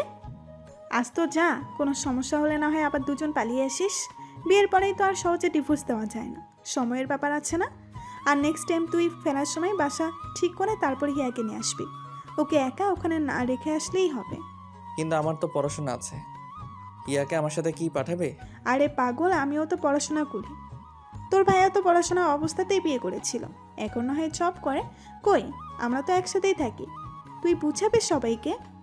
আলাদা থাকতে সমস্যা নেই, কিন্তু যদি হিয়ার আবার বিয়ে দেওয়ার চিন্তা করে? তুই এক কাজ কর, তোর বাবার সাথে কথা বলে তারপর বাড়ি যা, তাহলেই তো হয়। Good idea. আমার বাবা একবার কথা দিলে তা কখনো ফেলবে না। নিশি আপুর কথা মতো আবির ওর বাবার সাথে কথা বলল। তারপর খুশিতে প্রায় লাফিয়ে উঠে বলল, বাবা রাজি হয়েছে, আমরা আজ ফিরলে সবাইকে আমাদের বিয়ের ব্যাপারটা জানিয়ে দেবে। আর এখানে বাসা দেখে হিয়াকে নিয়েও আসতে দেবে। আমি তো ভাবতেই পারিনি বাবা। সব বড় কাকার ভয়ে আমাদের সাথে এমন ব্যবহার শুরু করেছিল, এখন বড় কাকাই যখন রাজি তখন আর ভয় কি? তারপর আমরা নিশি আপু আর আবিরের আরেক বন্ধুকে বিদায় জানিয়ে বাড়ির পথে রওনা হলাম। সারা রাস্তা আমার ভীষণ চিন্তা হচ্ছে, বাড়ি গেলে কি হবে না হবে। আমি আবিরের কাঁধে মাথা রেখে চোখ দুটো বন্ধ করে রাখলাম। ঘুম আর আসলো না। কাল থেকে জার্নি করতে করতে আজকের জার্নিটা আর কিছু মনেই হচ্ছে না। আর আবির পাশে থাকায় আরো খারাপ লাগছে না। অনেক চিন্তা ভাবনা নিয়ে বাড়িতে ঢুকলাম আমি আর আবির। আজ সন্ধে না হলেও সন্ধ্যের কাছাকাছি। আমাকে দেখে আমার খালাতো বোন ছুটে আসলো। ওকে দেখে আমি কিছুটা অবাক হয়ে গেলাম। আরো অবাক হলাম যখন দেখলাম আমাদের বাড়ি আর আবিরদের বাড়ি ভর্তি মানুষ, বাইরের কেউ না। আমার নানা বাড়ি, আবিরের নানা বাড়ি আর আমার ফুপুর বাড়ির সবাই এসেছে। আমাদের পরিবারটা আসলে অনেক বড়, তাই মনে হচ্ছে যে পুরো একটা অনুষ্ঠান বাড়ি। আমি আর আবির আস্তে আস্তে চারপাশে দেখে অবাক হয়ে গেলাম। কি রে হিয়া, কোন কোচিং এ ভর্তি হলি? কোথায় আবার? উদ্ভাস কোচিং সেন্টারে। হিয়া ভেতরে চল। ও কেবল বাইরে থেকে আসলো আর তুই প্রশ্ন শুরু করে দিলি। তারপর আমাকে টেনে টুনে আমার রুমে নিয়ে গিয়ে দরজা লাগিয়ে দিল হিমা। তারপর বলল, তোকে তো এখন আরেকটা কথাই বলা হয়নি। আবার কি কথা? আর সুমি কোচিং এর কথা কেন জিজ্ঞেস করলো? কারণ সবাই জানে যে তুই কোচিং সেন্টারে ভর্তি হওয়ার জন্যই শহরে গিয়েছিস আবির ভাইয়ের সাথে। ও এই কথা? শুধু তাই নয়, সবাইকে এইটা বলেছে যে তোর আর আবির ভাইয়ের বিয়েটা পরিবার থেকেই ঠিক করেছে। সত্যি? আমরা যে বিয়ে করে নিয়েছি এটা কাউকে বলেনি? না, বড় কাকা বলেছে যে বাড়ির মান সম্মান নষ্ট করে কি লাভ, এই বুদ্ধি। আর কোচিং? কোচিং বলবে না তো কি এটা বলবে যে ছেলে মেয়ে দুইটা পালিয়ে গেছে। আমাকে জোর করে বিয়ে দিতে না চাইলেই তো আর এসব হয় না। আর সবাই জানে যে তুই যেহেতু কোচিং করবি ওখানে একা একা থাকা ভালো না, তাই এখনই আবির ভাইয়ের সাথে তোর বিয়ে দিয়ে দিয়েছে। আজকেই? পাগল হয়ে গেছিস মনে হচ্ছে। আজকাল জার্নি করেও ক্লান্ত হসনি মনে হচ্ছে। তুই বলতি? আজ সবাই এসেছে, কালকেই তোর আর আবির ভাইয়ের বিয়েটা সেরে ফেলবে। আমাদের তো অলরেডি বিয়ে হয়ে গেছে, আবার কি বিয়ে পড়াবে? তা আমি কি জানি। এমন সময় মা এসে দরজা ধাক্কাচ্ছিল। আমি গিয়ে দরজা খুলে দিতেই মা আমাকে জড়িয়ে ধরে কান্না করতে করতে বলল, তুই ঠিক আছিস তো? আমাকে চা বানাতে বলেই ফুরুত। আমার কত চিন্তা হচ্ছিল জানিস? যখন মা হবি তখন বুঝবি। রাতে নাকি জ্বর হয়েছিল, এখন ঠিক আছিস তো? মাকে এমন অস্থির হতে দেখে আমি তাকে শান্ত করে বললাম, মা দেখো, আমি পুরোপুরি ঠিক আছি এখন, তুমি শুধু শুধু চিন্তা করছো। তারপর মায়ের সাথে আরো কিছুক্ষণ গল্প করে ফ্রেশ হলাম। রাতে আবিরের সাথে আর দেখা হলো না। পুরো বাড়ির লোকজনে ভর্তি। সারা রাত আমার যেন ঘুম হচ্ছে না কালকের কথা ভেবে। কাল সত্যিই আমাদের পারিবারিকভাবে বিয়ে হবে, মানে সবাই মেনে নেবে আর কি। আমি তো খুশিতে আটখানা। ভাবলাম আবিরকে একটা মেসেজ করি। তখনই মনে পড়লো যে আমার ফোন তো কালকেই ওই বুড়ি দাদি নিয়ে গেছে। তবে আমার সব কষ্ট সার্থক যে আবির এখন আমার স্বামী। আচ্ছা, আবিরও কি এখন আমার কথাই ভাবছে? এসব ভাবতে ভাবতে কখন ঘুমিয়ে পড়েছি মনে নেই। চারপাশে অনেক লোকজন, বেশি বড় না হলেও ভালোই আয়োজন করেছে আমাদের বিয়ের। অনেকেই কানাঘুষা করছে যে আমরা একে অপরকে পছন্দ করে বিয়ে করেছি। তারা তো ভুল কিছু বলছে না। ভাবতেই লজ্জা লাগে আমার। আমার বিয়ে পড়ানোর সময় সবাইকে বের করে দিয়ে শুধু বাবা ছিল, কারণ আমার বিয়ে তো অলরেডি হয়ে গেছে। শুধু ইমাম সাহেবকে গোপনে বিষয়টি জানিয়ে লোক দেখানো বিয়েটা সম্পূর্ণ হলো। হিমা আর আমার অন্যান্য কাজিনরা আমাকে নিয়ে আবিরের ঘরে বসে আছে, আর এক একজন মজা করে এক এক কথা বলছে, আর তা শুনে লজ্জায় নুইয়ে পড়ছি আমি। আবির রুমে ঢুকতেই সবাই বের হয়ে গেল, আর আমি চুপটি করে একপাশে বসে আছি মাথা নিচু করে। কিরে, বরকে সালাম দিবি না? এত বড় হয়েছিস, ভদ্রতা কিছু শিখিসনি? আপনিও তো ভদ্রতা জানেন না। নতুন বউকে কেউ তুই করে বলে? তুই বলবো না তাহলে? তুমি করে বললে তুই মানিয়ে নিতে পারবি তো? আর পালাচ্ছিস কেন? পালানোর জন্য বুঝি বিয়ে করেছিস? তুমি করে না বললে আমি কিন্তু। আবির আমার থুতনিতে ধরে মুখটা উপরে তুলে বলল, আচ্ছা ঠিক আছে, আজ থেকে আমার মিষ্টি বউটাকে তুমি করেই বলবো। খুশি? আমি তো শুধু খুশি না, মহা খুশি। ভালোবাসার মানুষটিকে পেয়েছি, আর কি চাই। আজ থেকে যে শুরু হবে আমাদের দুই টোনাটুনির সংসার। সবাই আমাদের জন্য দোয়া করবেন।